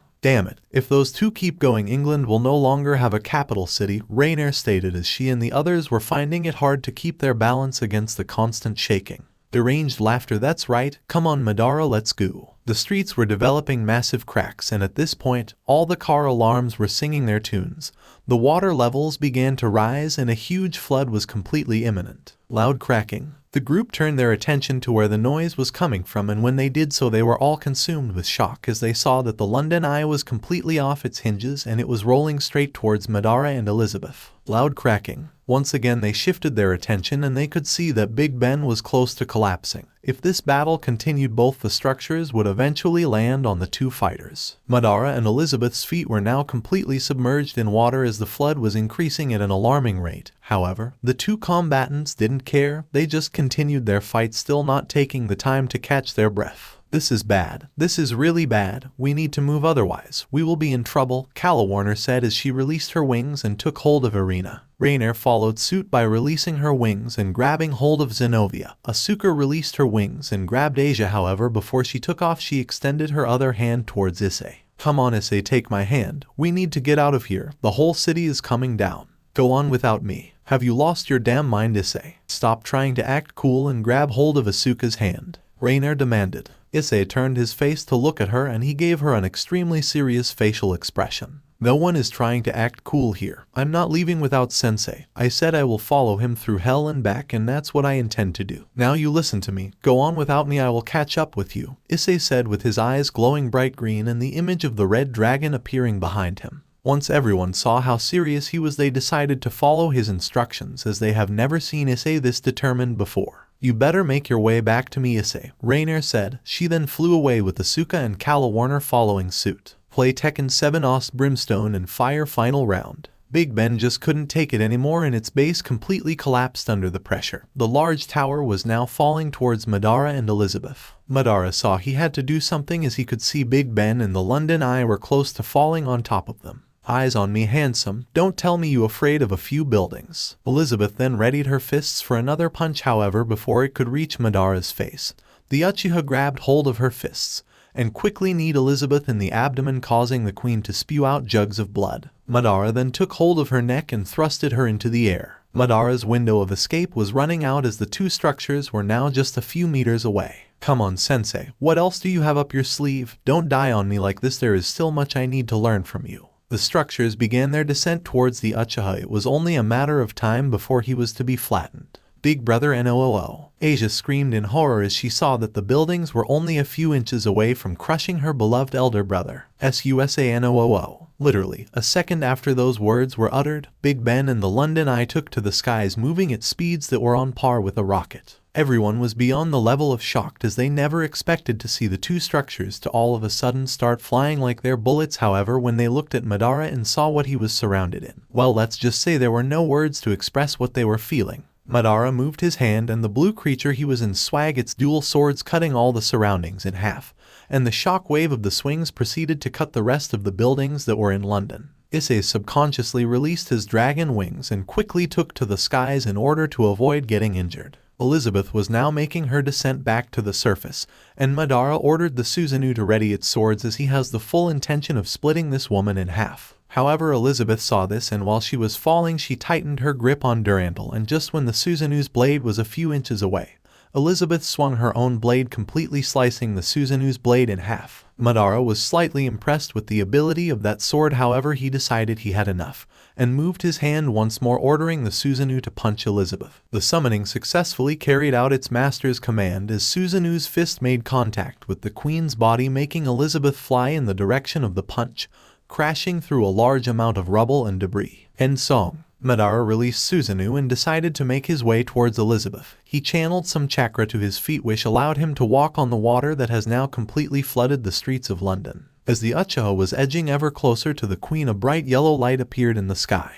Issei didn't like the look of the light, as he was worried that the light would try to attack his sensei. Therefore, he quickly made his way to the light in order to protect his teacher from it. Hayao, what exactly do you think you are doing? Madara questioned. Protecting you. Madara broke into a roaring laughter, as he could not believe the words Issei has just said. Him need protection? It was beyond the level of absurd. Issei ignored his teacher's laughter and just extended his arm towards the light. However, when he did so, he felt something soft and large from the light. What the hell? Soon after, Issei and Madara heard a moan coming from the light, and it greatly surprised the Red Dragon Emperor. However, it caused Madara to narrow his eyes. Issei squeezed whatever was in the light once more, and yet again another moan could be heard coming from the light. The light soon dissipated, and it revealed a drop-dead gorgeous young woman who had a light brown skin color, braided long black hair, seducing dark violet eyes, and was dressed in a royal pharaoh gown with some expensive jewelry splashed across her hair. When Issei saw what he was holding, it caused a rage of hormones to surge through the young dragon's system, as he was grouping the one of the biggest pair of tits he has ever laid eyes on. Forgive me. Issei squeezed the breasts once more, and it caused the woman to moan one more time, as a surge of pleasure flowed throughout the young woman's system.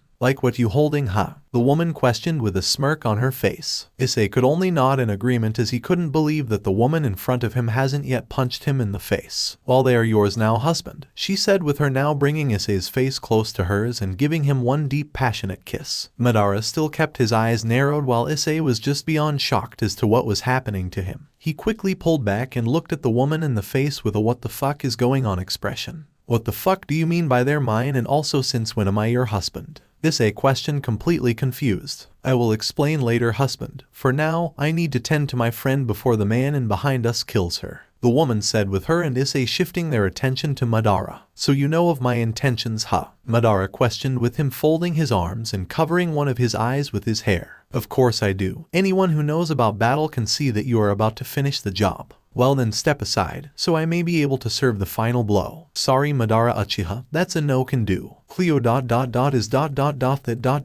you. Elizabeth questioned as she was able to slowly open her eyes and see her longtime friend being grouped by the Red Dragon Emperor. The woman now named Cleo gently removed Issei's hands from her chest and made her way to her friend. What a minute, so your name is Cleo? Issei questioned as he wanted to know more about the woman who just kissed him. Well, that's not my complete name. This idiot over here calls me Cleo because it's short for Cleopatra. No fucking ways. Are you the actual Cleopatra, the famous ruler of Egypt? Eep, that's me, darling, the last active pharaoh of Egypt, Cleopatra said with a beautiful smile. Cough cough Cleo what or you doing here? Elizabeth questioned. What do you mean, what am I doing here? Can't you see you're near death, idiot? I thought you were still sleeping I in here tomb. Yeah, well, I woke up from my nap not too long ago and unfortunately for me I find my best friend near death and her capital city in ruins. And find I can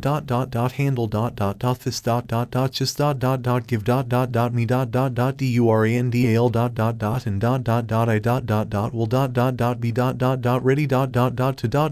go. Madara was quite amused her relentless attitude, however the Uchiha was getting bored, so he decided to grab hold of Durandal and appear next to Elizabeth and Cleopatra. It is time to end our dance, woman, Madara said as he readied his arms to slice Elizabeth in half. However, Cleopatra stood in front of him and bowed before the Uchiha in a sign of surrender. Please Madara, I know Elizabeth can be an idiot, but I beg of you sir, please spare my best friend, she is all I have left. What seems to be the problem? This fool did say she was immortal, so let's see if she is actually speaking the truth, Madara said with an evil smirk. It's not complete immortality. Elizabeth can't die by natural means such as age or illness, however if someone was to slice her body in half then it would be a completely different story. Subtle sign, I suppose you know my name through the underworld, right? Madara questioned with a bored look on his face. Yes, you are possibly the most famous human known in the supernatural world. You are probably on par with Cao Cao in terms of popularity. Madara raised his eyebrow by hearing the name Cao Cao, however he quickly paid it no mind and went back on topic. Tell me Pharaoh, why exactly should I spare the life of this fool? It was her decision, after all, to dance with the Uchiha. We will be in your debt, just please sir, show her mercy. Well, I like the sound of that. Very well then, you get to live another day, fool, Madara said with him shifting his attention to Elizabeth. Madara dropped Durandal and proceeded to walk away from the two. Wait, don't leave, there is still much to discuss, Cleopatra said as she rose to her feet and placed her hand on Madara's shoulder. Speak and let us be done with this pharaoh. Hold a minute, before we speak about anything else, what the hell did you mean my husband and these are yours now? Issei questioned as he was still looking for some answers. Oh yes, sorry about that. Since you decided to grope my chest 3 times you proposed your engagement to me, and since I kissed you I accepted your engagement, which makes you my husband and me your wife. Issei's eyes went wide as he couldn't believe what he was hearing.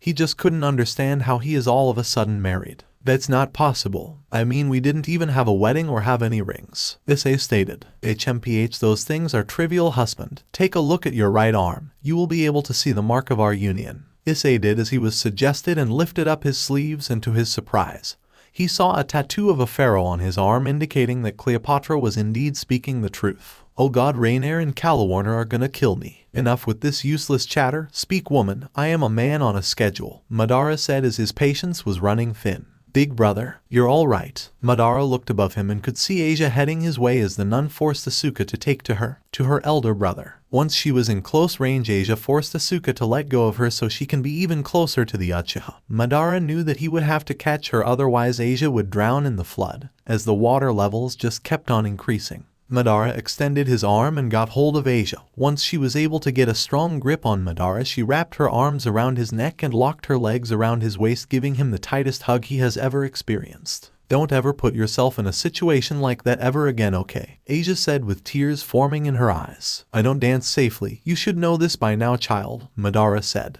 I thought I lost you there for a minute, big brother. If you were to leave me, I don't know what on earth would I do. That's the problem, you thought. I'm not so weak that I would be killed by such pathetic means. I'm the only thing that can kill me. I'm just glad you're safe, big brother. Now can we please go home? While Madara was chatting with Asia, Cleopatra quickly took hold of Elizabeth's body and soared as she could see that the flood was getting bigger and it would have swallowed up Elizabeth and Durandal. How about we conversate somewhere that isn't about to be submerged in water? Cleopatra said as she created a magic circle transporting herself, Elizabeth, Madara and the rest of the group. South of London, Madara and co arrived at yet another lavish throne room filled to the brim with luxurious furniture and rare artifacts. Whistling, this place is even fancier than the throne room we were previously in, Rainier said in awe. Looks like we still in England, Asuka said. How can you tell? Calawarner questioned. Because I can see the England flag out the window. You can release me now, child, Madara said as he was starting to get annoyed with Asia's excessive display of affection. No, after what I have seen, I'm not letting you out of my grip. Madara wore an unamused facial expression as he didn't take too kindly to Asia disobeying him. He then proceeded to activate his main Jikaiu Sharingan and use Kamui to allow Asia to phase through him. Hey, that's not nice. I thought big brothers love it when their baby sisters show them affection. Madara just folded his arm and just gave Asia his classic bored look. Hold on a minute, Issei. You are being awfully quiet. What seems to be the problem, babe? Rainier questioned as she made her way to her lover. Issei's body began shaking in anxiety after hearing Rainier's question. His breathing became heavier and droplets of sweat could be seen running down the face of the young dragon. Nervous laughter. Oh no, nothing is wrong. Why would anything be wrong? Everything is fine, just fine. Everything is perfect. There is absolutely nothing wrong. Everyone apart from Madara raised their eyebrows in suspicion due to Issei's sudden dramatic attitude. Issei then quickly shifted his attention to Madara, giving the Uchiha the look that says, "For the love of God, Sensei, please do not tell Rainier and Calawarner of my current situation." Calawarner placed her hand on Issei's forehead as she was not convinced by Issei's words. My goodness, Issei, you are burning up. Are you sure you're all right? Increased sweating. Of course I am. Of course I am. Everything is okay. Let's just focus on why we are here, please. Welcome to Windsor Castle, Elizabeth's home away from home. Cleopatra stated as she appeared out of nowhere and placed Elizabeth on one of the large sofas in the room. She then made her way to the bookshelf that was at the far left of the room, and when she arrived she extended her arm and pulled out a bright red book from the middle row. The bookshelf began to shake and slowly start to split apart, revealing a large silver vault that had a large screen on it. Cleopatra placed her hands on the screen and the room experienced a small rumble. Access granted. Welcome back, Cleopatra. I am assuming that Lady Elizabeth is not well. You got that right, Alfred, but don't take my word for it, see for yourself. Soon a hologram of an elderly butler appeared in the middle of the room and it made its way to Elizabeth. Oh dear, it's more served than I thought, but honestly, my lady, is there any need for you to battle to this extent? Alfred questioned as he was standing right in front of Elizabeth. Come on Alfred you no me I get bored easily so if am can fight have to go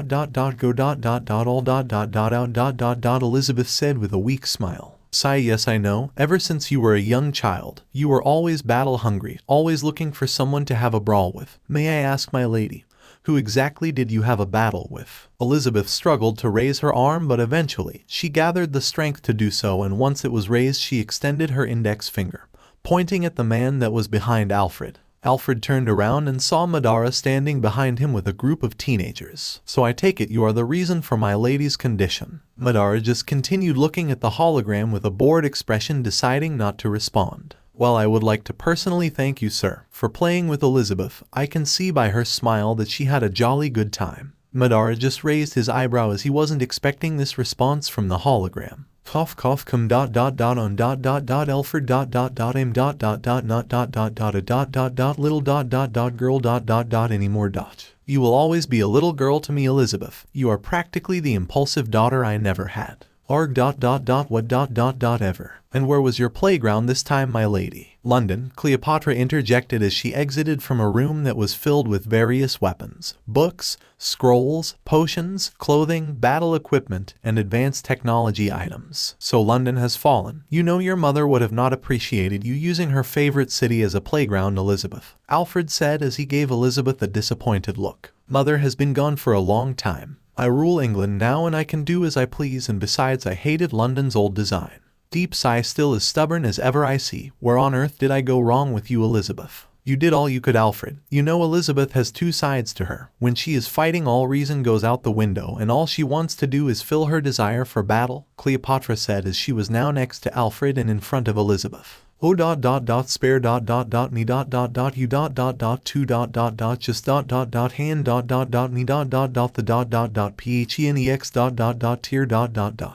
Once Madara heard the words phoenix tear, his interest levels began to rise as he still wanted to study the components of that liquid. He remembered he gave his last one to Rainier, and hasn't been able to obtain one since then. Elizabeth consumed the phoenix tear and within a matter of seconds, her body was completely healed from all injuries. "Aw, that's better, I haven't been that bruised up in quite some time. You put up an excellent show, Madara Uchiha," Elizabeth stated with her stretching her muscles and giving Madara a seductive wink. Right back on topic. "Is there anything you need or want, Madara? I wish to sort out this debt as quickly as possible," Cleopatra said. "For the time being there is nothing that I want from you two, so I suppose I will just call in a favor when the need arises," Madara said. "How about an alliance?" Madara and Cleopatra shifted their attention to Elizabeth as they were both intrigued by her question. "What? I would rather have you on our side than to have you against us, Madara." "I'm not against it. And besides, someone who is very important to me is on your side, Madara," Cleopatra said with her shifting her attention to Issei. Rainier and Calawarner narrowed their eyes in suspicion as they wondered what exactly did the Queen of Egypt mean. "It's two fewer enemies you will have to deal with it, Madara," Hagoromo stated. "Plus you would be able to call all of Egypt and the United Kingdom to your aid. Also the relationship between the pharaoh and the boy could work to your benefit as we can see that the boy will follow you, which in turn means the pharaoh will also follow you, my reincarnation," Indra said. "So what do you say, Madara? Do you have an agreement?" Elizabeth questioned. "She does own the British intelligence, that just gives us a deeper pool of information.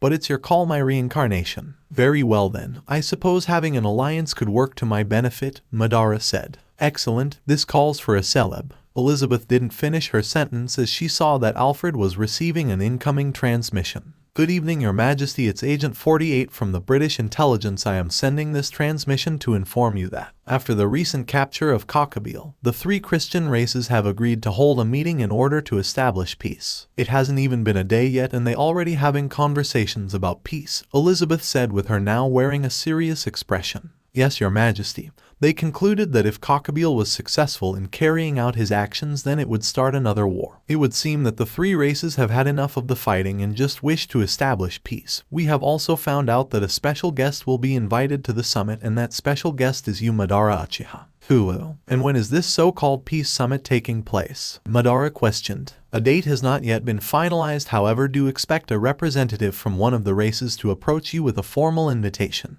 "HMPH, I wonder what they want with me." "Thank you, Agent 48, we can take it from here," Elizabeth said. "Yes, Mom. It's just like I told you, Madara, your actions against Cockabeel was bound to increase your popularity even further. Such things do not concern me. Anyway, we have established our alliance. I shall be departing now." Madara then awakened his Manjikaiwu and prepared himself to use Kamui. Madara's group moved closer to their leader as they were all ready to go home and relax. They haven't gotten a chance to sit down in quite some time. "Hold on a minute, you just leaving like that?" "Yes." That was all Madara said as he used Kamui to transport himself and his followers to the Hyaudu residence, leaving Elizabeth, Cleopatra, Alfred, and the two exorcists. "Chuckle that man. If he thinks he can just get rid of me that easily, then he's got another thing coming," Elizabeth said with a smirk on her face. Speech: "Do not undermine the ability of the Uchiha clan." Inner thoughts: "Is this what you meant, Hashirama?" Justu, fire style fireball Justu. Actions, Hyaudu residence. OOOHHHYH ...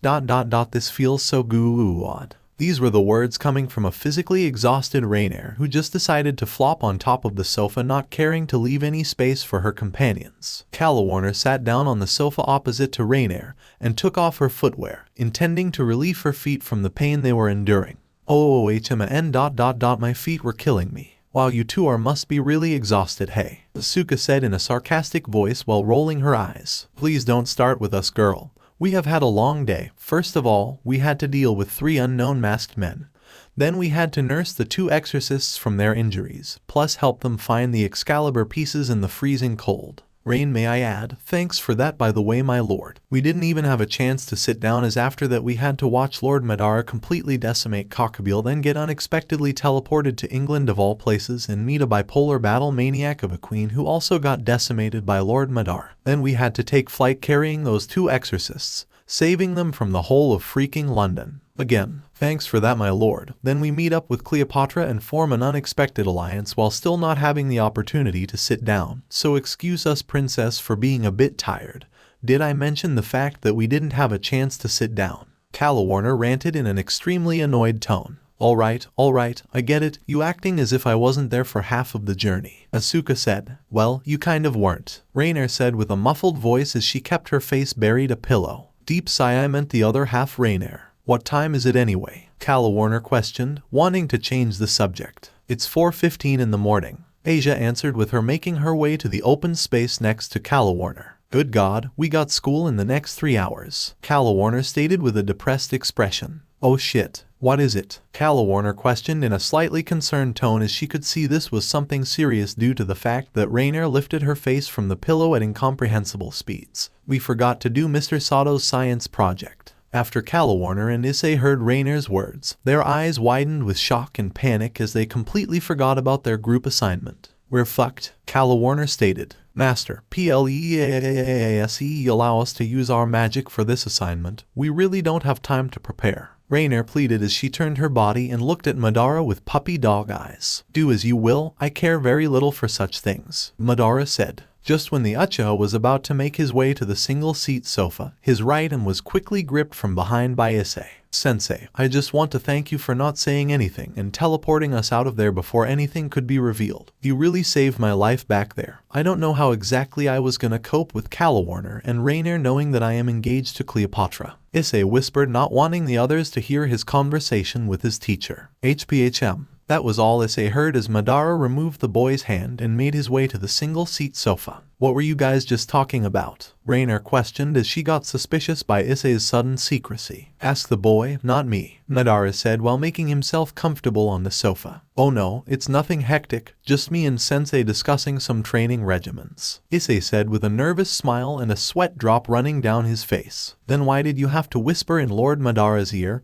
and be all suspicious? Calawarner questioned. It's top secret. Nervous chuckle anyway. Rainier baby, can you make some space for me? Issei requested, wanting to move on from this conversation as quickly as possible. Why don't you come out already? Madara said out loud while resting his cheek on his fist. The rest of his group looked at him with a confused expression, wondering what exactly does he mean. Giggle, looks like I have been found out, a voice stated from the ceiling. Everyone apart from Madara looked up to the pathetically lit ceiling, and they could see a bat with red eyes emerging from the shadows. The bat descended to Madara's lap, and when it reached his thighs it began glowing, changing its form from a bat to an extremely sexy woman. What are you doing back here, Diana? Madara questioned as he looked at the woman who was now making herself comfortable on his lap. I got bored, and besides I missed you. Didn't you miss me? Diana questioned with a playful smile while wrapping her arms around his neck. How is my territory? Madara questioned as he intended to not entertain Diana's antics. Ooh, it's big, like really big, with a nice fancy castle in the middle, but it's rather lonely. This is coming from a being that has been isolated from the world and has been sleeping for more than a century. Correction, my lord. This is coming from a being that has been sleeping with her servants for more than a century, Diana stated.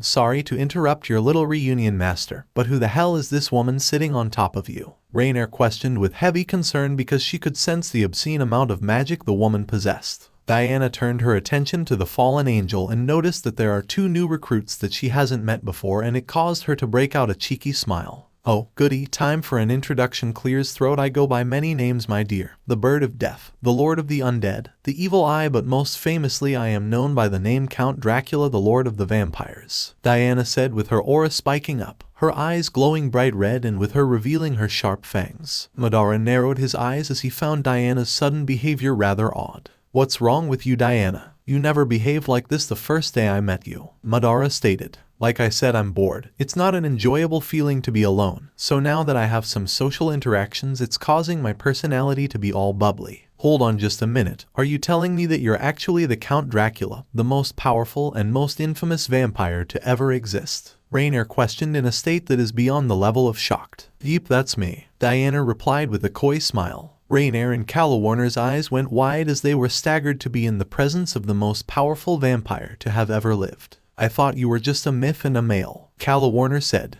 Not quite. I did my utmost to keep my existence and gender a myth. There were only 3 beings that truly knew of my existence.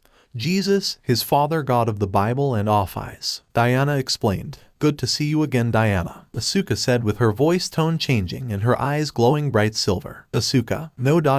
you someone else aren't you? You don't remember your old enemy, huh? That aura ... it can't be. Jesus. That's right, Jesus said. I thought you were dead, son of man, Diana said with her voice growing more bitter and her eyes growing more colder. HMPH physically yes, however, my soul resides in this child for the time being. How unfortunate for the poor girl, Diana expressed in hate. You said you two were enemies, Madara interjected. Oh yes, Madara, me and Diana aka Dracula go centuries back, Jesus said with his and Diana's aura increasing to dangerous levels. The house began to vibrate with some of the household items falling to the ground and breaking on impact. This doesn't look good, Issei said with extreme worry in his heart. He was hoping this would be one of the mornings where his parents were heavy sleepers. Asuka's glowing silver eyes were locked into a staring competition with Diana's blood-red glowing eyes, with neither one of them taking a split second to blink. Enough, you two, Madara said with him activating his Sharingan and releasing his aura, completely suffocating theirs in the process. Jesus and Diana ultimately submitted to Madara's command, reducing the intensity of their auras. Good, now explain, Madara commanded. Me and Diana were enemies throughout the years. She is a Dracula, therefore. She and her ancestors were infamous for terrorizing human beings and using them as cattle for their blood-sucking carvings.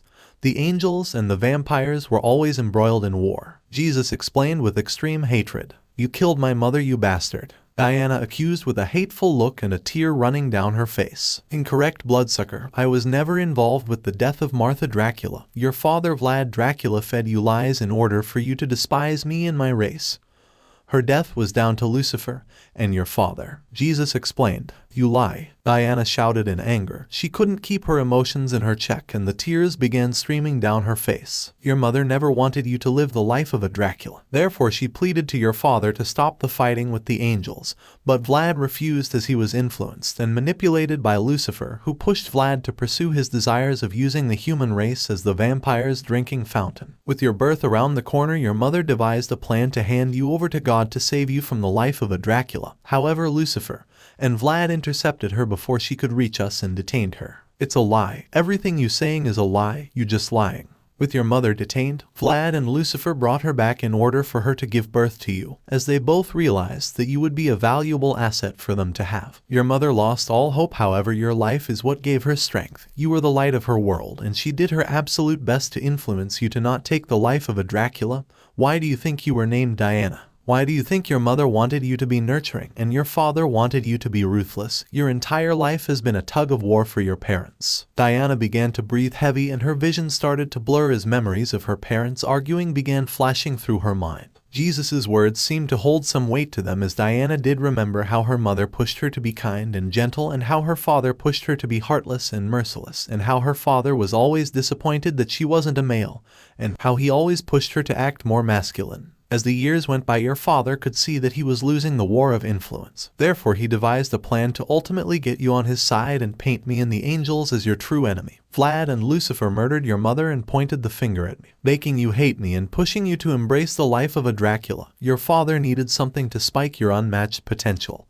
And what better way to use hatred as the driving force for more power? Diana began shaking and she clenched her chest as all this information was getting too much for her. I should be the one to receive justice, as it was you and your father that killed my mother, the Virgin Mary. Your father wanted you to be the most powerful of the vampires. Therefore, he ordered you to suck the blood out of my mother, which unfortunately caused her death. Jesus said with tears running down Asuka's face. And that has been the birth of our mutual hatred, Diana. You were the one that killed my mother by giving her one of the worst deaths possible, sucking all the blood out of her system. That's not possible. It can't be. Only 3 beings outside the vampires knew of my existence, Diana retorted. You're a fool, woman. Did you really think that you could keep your identity hidden that well? There are many more beings that know of your existence, Dracula. Jesus said. Diana seemed to be in a state that the vampire couldn't describe. She began to hyperventilate and her eyes seemed to be like lifeless voids. She just could accept the information Jesus was sharing. Then why? Diana questioned. Why what? Why didn't you kill me? You are stronger than me and you had many chances to end my life during our many battles.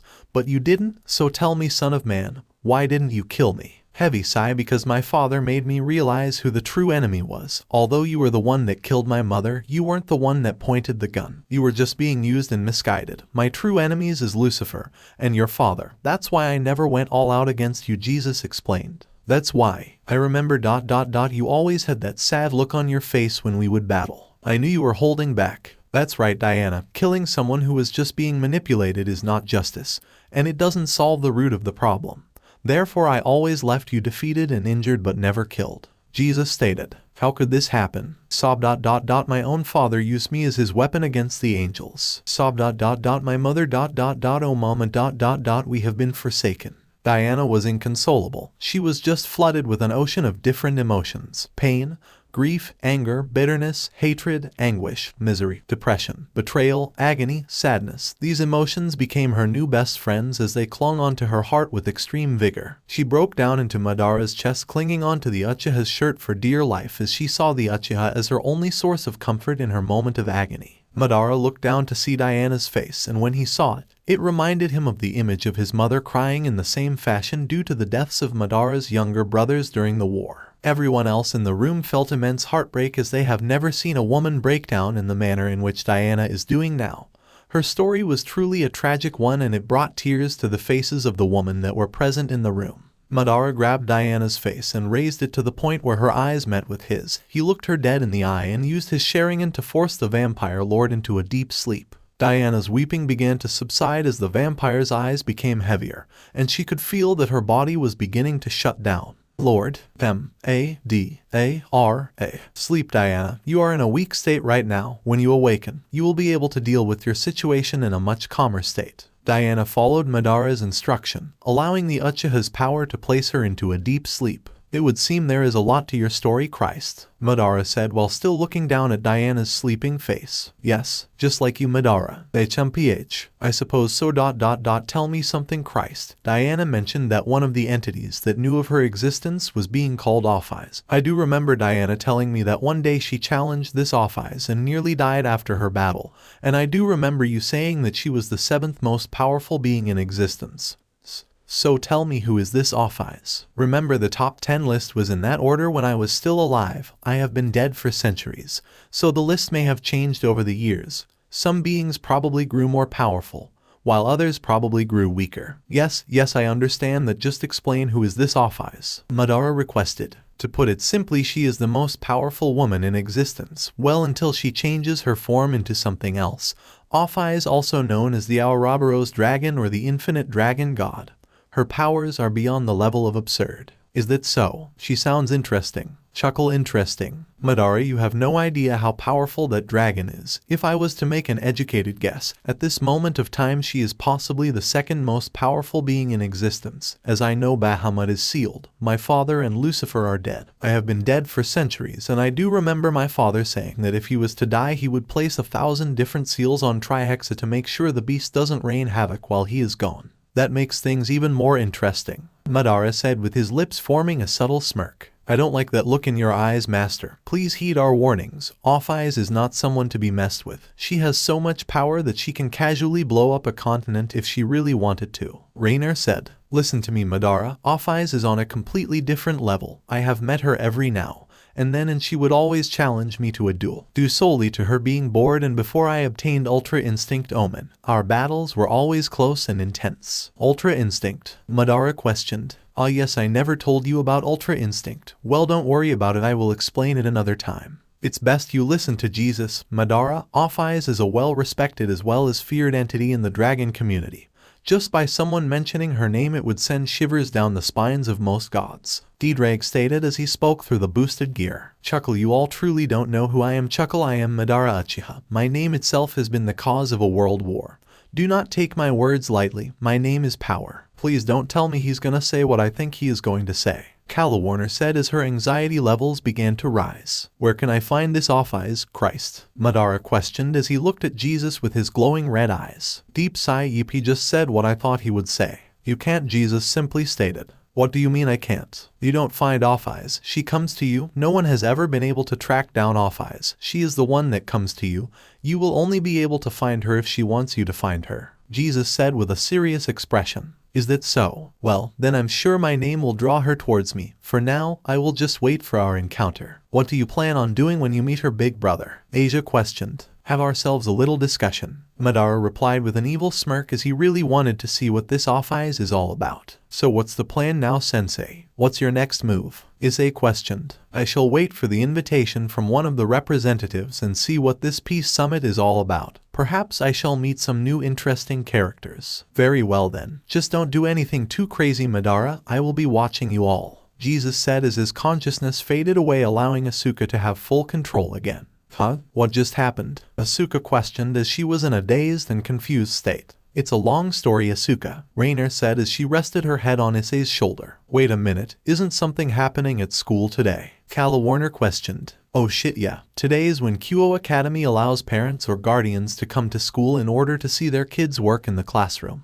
Issei said with his face buried in his palm. Is that so? Which means Gremory's and Citri's parents will be present, Madara said. So does that mean you coming, big brother? Please come. It would really mean a lot to me if you were there, big brother, Asia requested while giving Madara the puppy dog eyes. Don't forget, my lord, it's not just her. You represent all of us, me, Mitalit and Rainer, as you are registered as our guardian. Very well then, best you all prepare, we shall leave in a few hours, Madara said as he got up from his seat while carrying Diana bridal style. He proceeded to walk up the stairs and head to one of the spare rooms in the Highschool resides. He placed Diana on an empty bed that was next to the one Middle was sleeping on. Father, mother, Madara looked down at Diana's face and could see the vampire was having a very unpleasant dream. Tears ran down her shut eyelids and small whimpers could be heard coming from the mouth of the vampire. Mother ...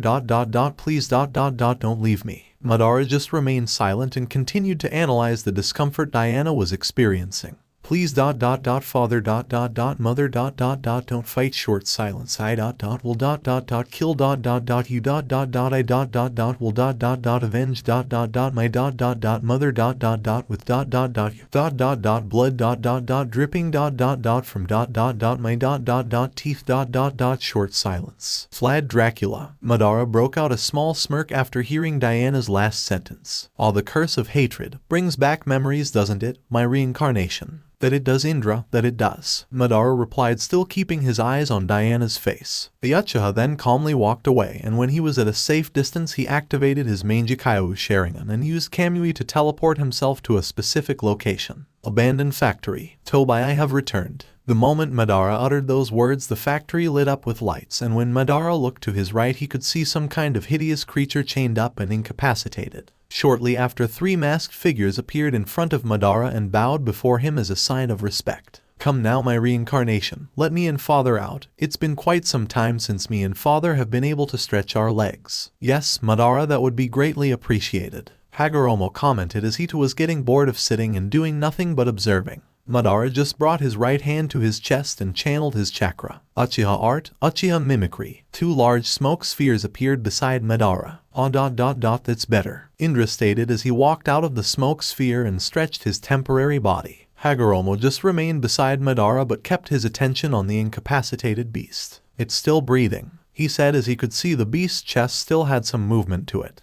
What is that thing, Tobai? Madara questioned as he looked at all of his subordinates. White Mask Tobai stood up and looked at Madara. It is a stray devil. Me and Tobai sensed a strange energy while scouring the streets of Japan and proceeded to go investigate it. That's where we found her. We were able to capture her and bring her here before Gremory's group could have a chance to enter the abandoned building. Is that so? So this is a stray devil? I do remember reading about them in Gremory's library. Chains rattling. It would seem it's about to awaken from its slumber, Indra said as he walked back to his companions while stretching his arms. Interesting how the upper body still looks human, Hagoromo said as he could see the stray devil still maintained her upper body physique and appearance, however her lower body left a lot to be desired. Huh? Where am I? The stray devil questioned as she finally started to wake up from her sleep. The stray now fully opened her eyes and she could see she was in the presence of 6 men. She moved her head slightly to the right and could see 3 familiar masked figures. You 3. The stray tried to attack the Taubas, however her restraints kept her at bay. Feisty Wanha, Indra commented. Hagoromo awakened the Sharingan and activated Sage Mode as he wanted to observe the stray devil's energy and magic flow. Interesting, it would seem that this stray devil's energy is more chaotic and sporadic than a normal devil, however it is more potent than any of Ria's Gremory's subordinates apart from that child that has fallen angel energy. However, this stray's energy structure does seem familiar. What do you mean by that, Sage? Madara questioned. In our world, I do remember observing a child called Jugo, and within his body he had an irregular enzyme that would often place the boy in an enraged state. It was quite interesting. The enzyme produced uncontrollable rage and madness, but it did give Jugo impressive amounts of chakra, more than normal. But it also caused his body to change and morph into something like a beast. Ah yes, I think I remember this child. He was in that group of that Uchiha brat when I fought against the allied shinobi forces. I do remember his chakra flow was irregular but interesting. Yes, this stray's energy flow is similar to Jugo's chakra flow. It would seem that they both have the same effect. Disorganized but more potent energy and a body transforming itself into a beast. Chains rattling. Let me go so I can kill you all. Now why would we do that? Indra questioned as he too awakened the Sharingan and observed the stray's energy. If this stray's energy structure is similar to that of that boy, it means we may be able to suppress it and keep it contained. Madara said as he was thinking of different ways to suppress the energy of the beast in front of him. Oh, I never thought of that. Your hypothesis does seem to make sense, but how exactly do you intend on suppressing her power? I do remember Hashirama using a wood-style technique that suppressed the 9 tails when I fought against him. I do believe it could do the same job against this devil. It's worth an attempt, Indra said, chains rattling. I will end you all and bath in a pool of your blood.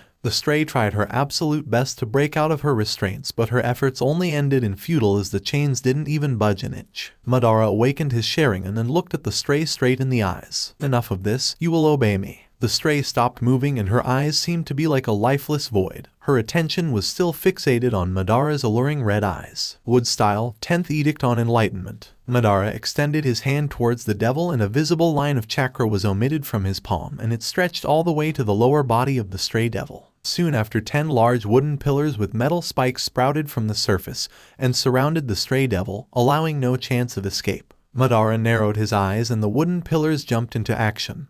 They completely tangled the stray devil, making sure to wrap themselves tightly, and they started to slowly absorb the demonic energy out of her system. The stray released a sharp scream, but her cry slowly started to subside as she could feel her strength diminish by the second. Her body began to change and shrink to a much more reasonable size. The lower part of her body began to morph back to human legs and her insanely long nails began to revert to their normal size. Madara's group remained quiet and kept observing the energy suppression with focused eyes. Soon the stray's energy was reduced to a level that was much more contained and organized for a low-class devil. Her beastly appearance seemed to completely vanish as now Madara and his group were looking at a naked young girl with a voluptuous figure. The pillars released the young devil from their grip and returned to their starting positions. However, something was different with the wooden structures. They seemed to be emitting a very foul aura, as well as they seemed to possess some strange demonic symbols and hieroglyphs. Interesting. So this must be the effect of that chaotic demonic energy, Hagoromo stated as he and everyone else shifted their attention to the glowing wooden pillars. It would seem that the raw energy corrupts anything it comes into contact with. Perhaps that is why this girl's appearance was changed. Indra interjected as he took a closer look at the wooden pillars. When we have time, we should study this energy, my reincarnation. It may hold secrets to the functioning of the devil's powers. I suppose so. For now, we shall leave these pillars as they would seem to be the only things I have that can contain this demonic energy. Madara said. Huh? Where I? Madara and company looked down at the young devil that was now waking up and starting to get her bearings. Madara quickly shifted his attention to Orange Masked Tobai, and the masked man knew exactly what the ghost of the Uchiha desired. Tobai quickly teleported away using Kamui, and within 5 seconds reappeared with a black coat that had some red clouds on the fabric, identical to the design of the coat Orange Masked Tobai was wearing. The masked man threw the coat to the Madara and the Uchiha catched it without taking his attention away from the young devil. White Masked Tobai performed a tiger seal and the chains released the young devil from her bondage. She slowly rose to her feet and shifted her drowsy eyes between Madara, Hagoromo, and Indra. She then looked back to Madara and remembered the power, and the allure his red eyes, those unique and mesmerizing red eyes. The young devil soon released that she was naked and quickly tried to cover herself in embarrassment. Her face was as red as Madara's Sharingan as the embarrassment was eating away at her pride. Madara calmly threw the cloak to the girl and all of them waited patiently for her to cover herself up. Thank you, she meekly said. Well, this is a sudden change of character, Indra commented as he and everyone else noticed that the young devil's personality done a complete 180. What is your name, child? Hagoromo questioned after waiting for her to be dressed up. My name is Visor. She quickly performed a small bow to show her respect but kept shifting her eyes from the ground to Indra's face. Raise your head, girl, I have some questions for you, Madara said. She obliged to his request but still kept looking at Indra. This greatly interested the ancestor of the Uchiha, as when he looked at Visor in the eye, the young devil would quickly turn her attention back to Madara. However, she couldn't hide the pink hue that shaded her cheeks. Tell me, girl, how exactly did you end up becoming a stray devil? Well, if I may, could I explain my life story? It will explain better why I become a stray devil. Madara gave her an intensely bored expression as he didn't seem pleased to hear this girl's entire life story. Please, child, proceed. Madara looked at Hagoromo through the corner of his eye. The Uchiha was not pleased with the sage's response. Don't worry, I will make it short. Just get on with it, Madara said as his tolerance was running out.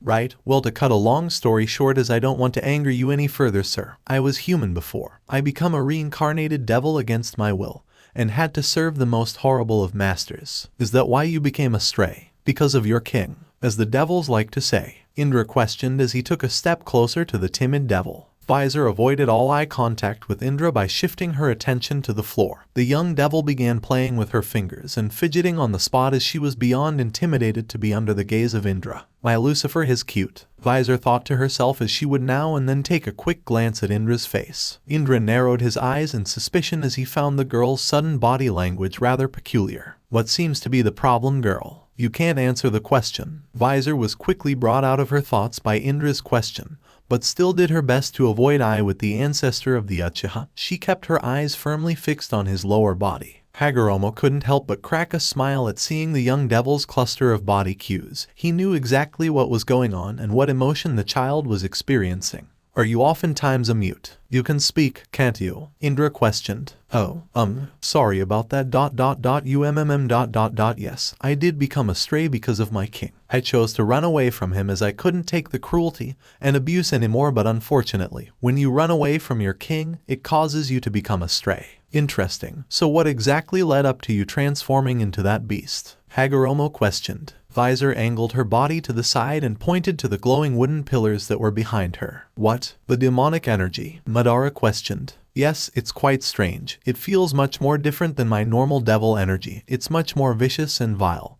Plus there is something very scary about it. Which is, when I was in that state, there was some kind of dark and evil voice speaking to me. I can't really explain it, but it felt like someone was calling me and encouraging me to embrace my devil urges. It's strange because it was not only me. When I was in that state, I could feel a connection with all the other strays out there, and all of us felt this single voice calling out for us and pushing us to embrace the true nature of a devil. You think it might be the Antichrist? Hagoromo questioned Madara. It's a possibility.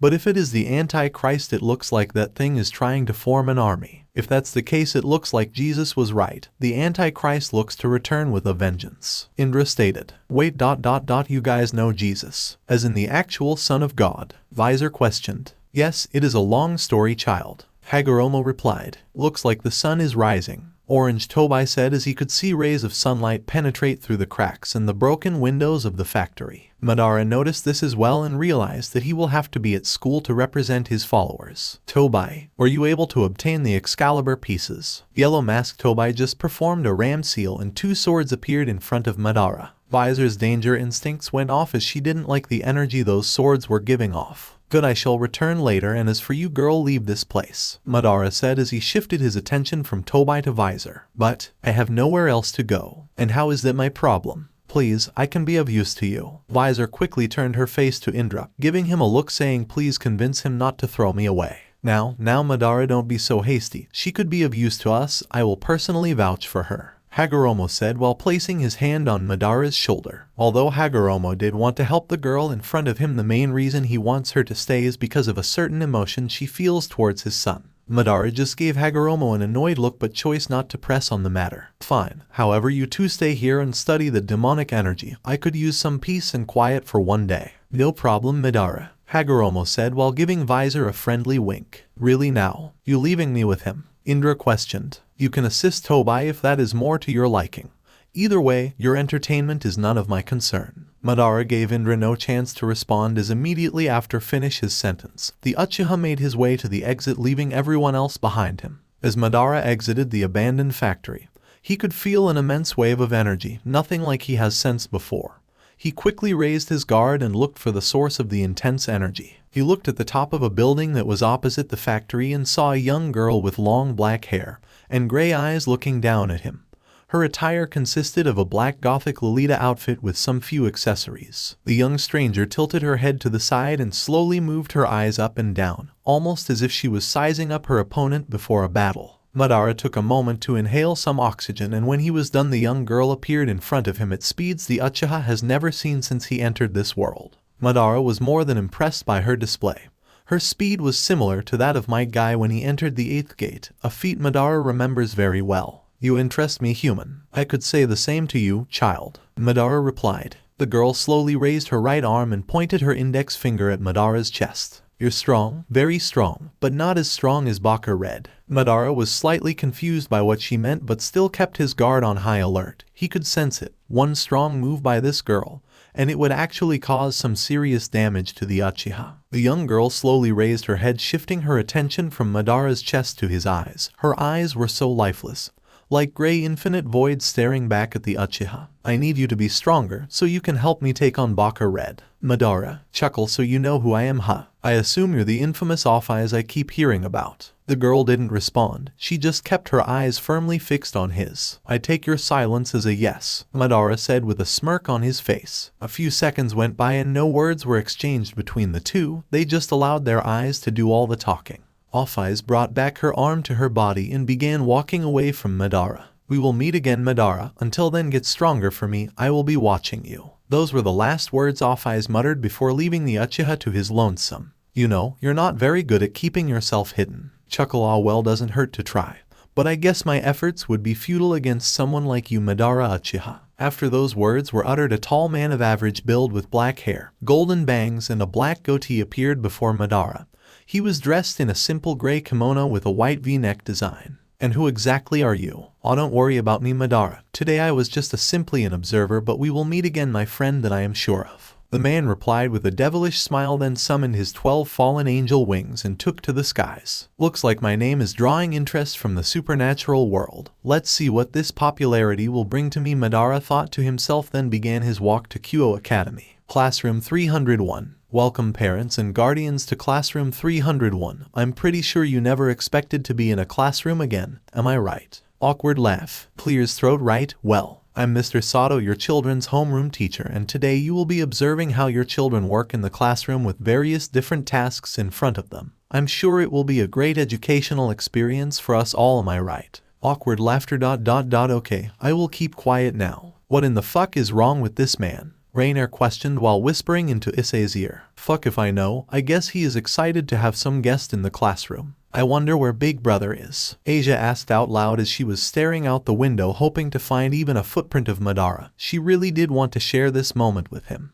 Yeah, me too. He just put Diana to bed and disappeared. Sigh, I wonder if he is on one of his crazy endeavors again. Kala Warner questioned. Sensei should hurry because he still has to go see Midult in her classroom. Issei, smile for the camera, darling. Mom, come on, don't embarrass me like that. Shortly after his plea, Issei felt a crumpled up piece of paper hit the back of his head, and it caused the Red Dragon Emperor to furiously search for the perpetrator. Who threw that? I did, you fuck. These were the words coming from a boy sitting at the far back of the classroom. He had a clean-shaven head and was dressed in the full Ku Academy boys' uniform. Matsuda, watch your language, young man. Just because your parents couldn't make it doesn't mean that you have the right to act like a hooligan. Gosh, kids these days, they can be a pain in the ass, am I right? Huh? Awkward laughter. Okay, I will shut up again. Sorry, Teach, but I got a bone to pick with Issei here. The boy now named Matsuda stated as his raging anger was focused on Issei. Oh my, dear, don't you think we should step in for our son? Mrs. Hayao asked her husband. Now, dear, Issei is growing up. He will need to learn how to deal with confrontation all on his own. And besides, it's Matsuda, they are best friends. Friends fight and make up all the time. Matsuda stood up from his seat and made his way to Issei.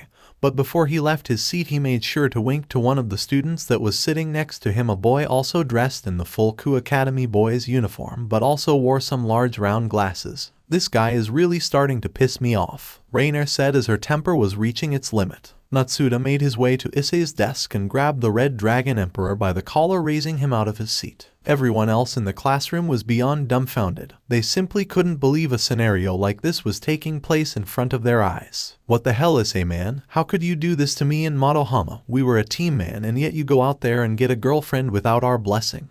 What kind of fucked up friend are you? Matsuda questioned with comedic tears running down his face. Alright, that's it. You really starting to piss me off. Rainer got off her seat and proceeded to give Matsuda the biggest slap of his life, which caused the young male to take flight. However, this was not a good thing, as when Matsuda took flight, his trajectory was heading for a certain blonde nun. Matsuda aggressively crashed into Asia, which caused both of them to head to the floor, but with Matsuda staying on top of Asia. Grope grope. What the? Why do my hands feel something soft? Matsuda looked to where his hands were and was absolutely amazed at what they were touching. Female contact. This must be a blessing from the gods. Grope grope. Asia released a rather embarrassed and uncomfortable groan as she was not enjoying Matsuda's excessive touching. Hey, get your chronically masturbating hands off her. Rainer was fuming. She was thinking of different ways to use her light spears to torture the bald-headed pervert. Just when Rainer was almost within touching distance of Matsuda, she stopped as she sensed a familiar aura about to enter the classroom. Door opens. Everyone within the classroom turned their attention to the door and saw a man with long black spiky hair enter the classroom. However, his entrance had such a powerful presence that it instantly gained the respect and fear of those who were in the classroom.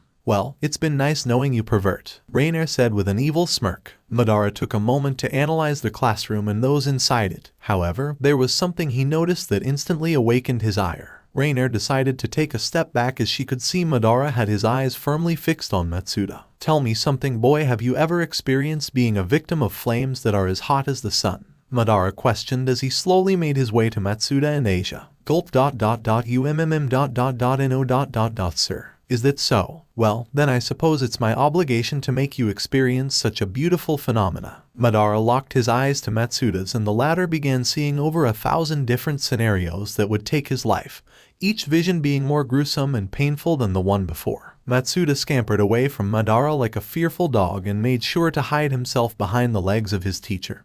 Even seeing the shadow of the Uchiha caused the boy to see more painful visions. Big brother, you came, Asia expressed with glee as she got up and gave Madara a hug. Everyone, big brother, this man in front of you is mine, Kala Warner's and Asia's guardian, Mr. Madara Uchiha. Rainer explained. Everyone, but he looks so young. Is something the matter? Madara questioned. Everyone, no sir. Good. To Academy Hall. Big brother, you came. Middle was currently smothering her elder brother by wrapping her legs around his waist and rubbing her cheek against his. Asia didn't take too kindly to Middle's sisterly display of affection. She feared that Middle would try to pry her way into Madara's heart and become his favorite girl. Hey, is my brother too, Asia proclaimed, then made her way to them to also show her affection for her older brother. This excessive affection is getting on my nerves. Both of you release me now before I force you to, Madara demanded. Asia and Middle reluctantly did as they were told. Although they did love showing their elder brother affection, they believed if they were completely obedient to his commands, perhaps they would find a way to be his favorite. Horny teenage boys screaming.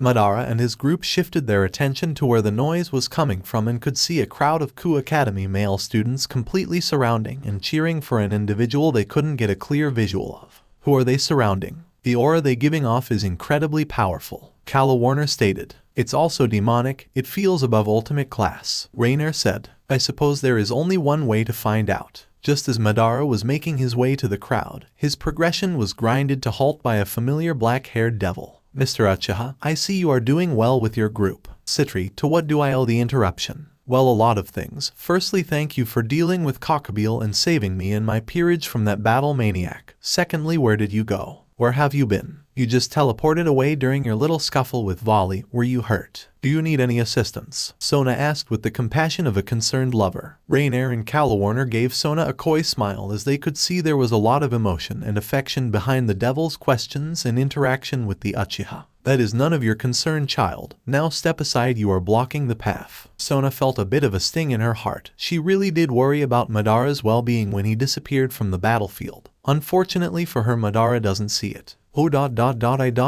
See. Smooth, my lord, just smooth. Calawarner said to the Uchiha, but he simply just ignored her comments. Sona. Oh Lucifer, no, I know that voice from anywhere. Sona said in a state of panic. Sona. Darling, your one-sama is here. One-sama? Madara questioned while looking at Sona. Sona just looked at him with unsettled eyes. If she is to be embarrassed in front of the man she is attracted to by the person calling her name, then she will forever rue this day. The figure finally submerged from the crowd of teenagers and appeared next to Sona, and to say her outfit was a bit peculiar would be an understatement. Standing beside Sona was a short, beautiful-looking girl that seemed to be in her late teens with black hair, tied into twin tails and blue eyes. Her clothing consisted of a pink magic girl outfit, and a long pink magical wand. Sona, why did you leave your one-sama all alone with those boys? Yes, I like putting on a show, but I would rather spend my time with my cute little Sona-chan. Lady Leviathan, please. As one of the four great Mao, this behavior is unacceptable. Why you always got to be so uptight with me, Sona, and who's this? Your new boyfriend? Absolutely not. That would be absurd. The mere thought of me and him. It would be it would be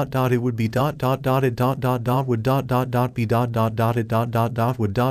be Nice, Rainier said, trying to finish off Sona's sentence as she could see the devil was having her own little daydream. Your words couldn't be any further from the truth, Sona said, but tried her best to cover up the blush that was coloring her face. The woman around her enjoyed her shy and in denial demeanor. It was quite refreshing seeing one who is so usually uptight and emotionless be flustered and actually act like a high school girl. Ah, there you are, Madara. I see you have met Serafal, this current generation's Leviathan. Surzech said as from the far right as he made his way to the Uchiha with an older-looking gentleman that looked like his elder brother. Madara, Uchiha, allow me to introduce you properly.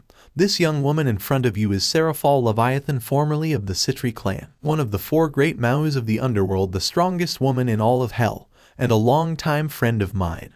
And this gentleman to my left is my father, Zioticus Gremory. Your father. The man looks young enough to be your elder brother, Asia stated in disbelief. Chuckle, thank you for that, my dear. Flattery will get you somewhere, Zioticus said. So you're telling me the strongest woman in hell is a mere child? Even that maid of yours or Citri here looks more intimidating than this girl, Madara said while still keeping his eyes on Serafal. Trust me, Madara, Serafal is not someone to underestimate. If you anger her enough, she could very well destroy an entire island if she wished, Zioticus said. That's true, Madara. One Sama can be extremely lethal when angered. There was even a time Surzech Sama here struggled to contain her when she was rampaging, Sona said. Yes, I do remember that day. A very important lesson was learned on my part, Surzech said as he reminisced on the good old days. I would like to see this for myself, Madara said, still not keeping his eyes of Serafal. Serafal got closer to Madara and stared into his eyes with a confident yet playful smirk. Oh, I would like to have a crack at you, Madara, or should I say Cockabeel's nightmare. So you do know who I am, girl? Of course I do. Who hasn't? I was just acting playful and ignorant for my Sona-chan.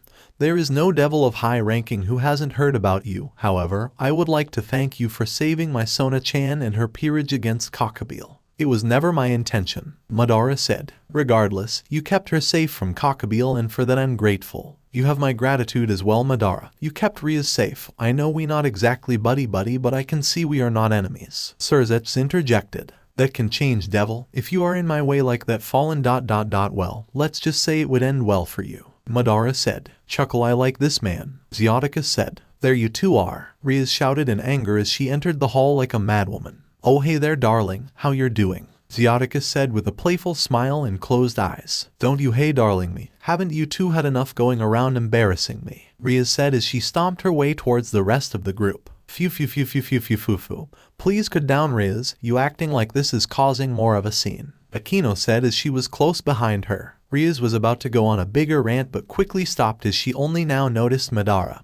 His group, Seraphal, and Sona were watching her. Mr. Uchiha, what a pleasant surprise. You as well, Sona, and oh, how could I forget about you, Lady Leviathan. Please excuse my rash entrance. Anyway, Madara, I'm pretty sure you know why I am here, right? Why am I even asking? Of course, you know why I am here, Surzech said. It's about this peace summit of yours. That's right. Well, to be more accurate, it's me offering you a formal invitation to the summit. You pretty much stopped a war before it even began among the three factions. So whether it was by your own decision or by mere coincidence, you are very much involved with the three Christian races. I'm pretty sure this summit of yours is aiming to accomplish more than just peace, Madara assumed. Chuckle, smart man. We also looking to put aside our pasts and differences in order to form an alliance among the three factions. You could benefit from this alliance as well, Madara, Seraphal stated. Damn, I never thought the day would come where angels, fallens, and devils would come together to form an alliance. So much blood has been shed between us, Kala Warner said. Yes, that is correct. We wish to obtain peace but to also form a sense of understanding and relationship between us, Surzech said. When is it? Madara questioned. Tomorrow, Surzech replied. Where is it? Here. Ria's and Sona's eyes widen in shock as they didn't expect Surzech to give that answer. Whattt.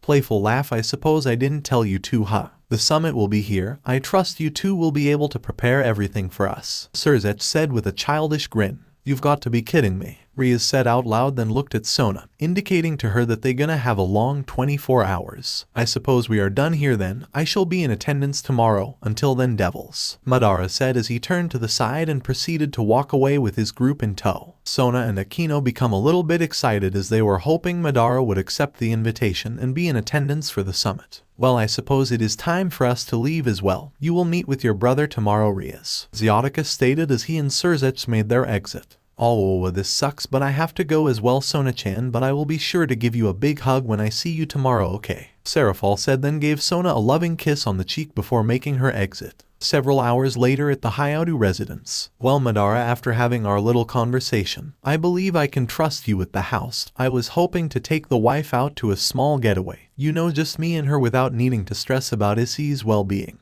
These were the words coming from a drunk Mr. Highschool. Persuasion is always easy when someone is intoxicated, Madara thought to himself as watched his handiwork bear fruit. The Uchiha needed a temporary home after his previous one was blown up, so he sat down with the man of the house for several hours and used liquor and his words to have the man wrapped around his finger. Well, it is getting late, hiccup. I need to get some sleep, hiccup, but please, Madara, help yourself. My home is your home, my friend. And with that said, he put the bottle of whiskey down and made his way upstairs, leaving Madara to himself in the living room. I haven't had a drink since when me and Hashirama were still on good terms, Madara thought to himself as he kept looking at the bottle of whiskey. He then got up and grabbed a glass to pour himself a drink. After he poured his desired amount, he made his way back to his seat and started thinking of his next move in order to get closer to his goal. There is much to be done and a lot to discover. I suppose my next move should be to see who is with me or against me in this world, who are willing to join me and or stay out of my way, or who is my enemy. My lord. His contemplation was short-lived as the Uchiha's train of thought was broken by a certain bloodsucker. Diana. The vampire looked to be in a state where she was both physically and mentally exhausted. Madara could see that the vampire's glands were drained from all the tears they could produce.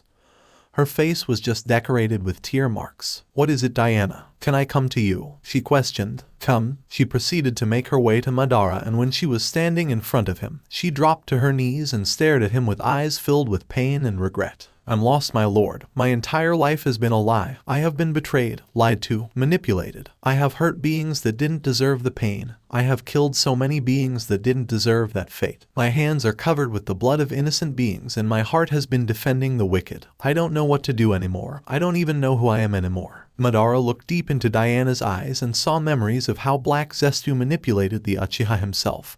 Those memories brought an incredible amount of anger and resentment. Follow me. What? Diana questioned in confusion. I see you are burning with hatred. You wish to kill the one who has hurt you, am I right? Yes? Then follow me, Diana. I shall give you direction. I shall be your why. I shall be your salvation. I shall be your redemption, and I will give you the chance to burn the one who deserves your hatred, as I as well know the curse of hatred and its fierce embrace. Diana's eyes lightened up for a moment. Madara's words were having a serious effect on the vampire. Madara proceeded to put his glass down and bring his right thumb to his mouth. He channeled some chakra to his canines and bit the skin of his thumb, allowing his blood to ooze out. Diana kept her focus on the red liquid. Her cravings and urges were starting to test her self-control. As long as you follow me, you will never be lost. Now drink, Madara commanded as he brought his bleeding thumb to Diana's face. Diana first stared at the red liquid. Her mind was becoming intoxicated by its lure and temptation. Eventually, she succumbed to Madara's command and her own thrust. Diana started drinking the Uchiha's essences and truly enjoyed every second of it. At that moment, everything started to make sense for her. She almost felt like a baby being breastfed. It provided her with a sense of comfort, pleasure, but most important, strength. Her eyes began glowing and she could feel that Madara's blood was intensifying her power. She was becoming stronger every drop she sucked. Madara eventually pulled back, not wanting Diana to lose her sanity to her desires and cravings. Diana shifted her attention from his thumb back to his eyes, however. This time her glowing crimson eyes held extreme passion for the man in front of her. She couldn't describe it, but when she was with him, everything just seemed to make sense for her. She proceeded to lick the blood off her lips and embrace the taste of what Madara was made of for one last time. I am yours now and forever. Your goal is my goal. Your wish is my command. Your satisfaction is my happiness, and now I know through following you I will be able to kill Vlad and avenge my mother. So lead the way, my lord. I will destroy anyone who tries to block it. Madara broke out a devilish smile. He did enjoy what he was hearing. Diana broke out a similar smile as she was happy to see she was already saying the right things to please her master. She then picked up his glass of whiskey and proceeded to stand up in order to sit on his lap, her favorite seat. She then gave him the glass and kept gazing at his face. My king, I cannot wait to be beside you on your throne once you have taken over the world, she said with intense passion, still not being able to keep her eyes off his face. Thank you for joining us on this incredible journey through What If Madara Was in DXD. Found it as intriguing and thought-provoking as we did. A big shout out to the Uchiha Wannabe for crafting such a compelling story. Don't forget to check out their profile on Wattpad for more amazing works. The link is in the description below. If you liked this video, please give it a thumbs up, share it with your friends, and don't forget to subscribe to Fanfic Fantasy for more fascinating explorations into the world of fanfiction and fantasy. Your support helps us create more content like this, and we're always excited to hear your thoughts and suggestions in the comments section. See you guys in the next video.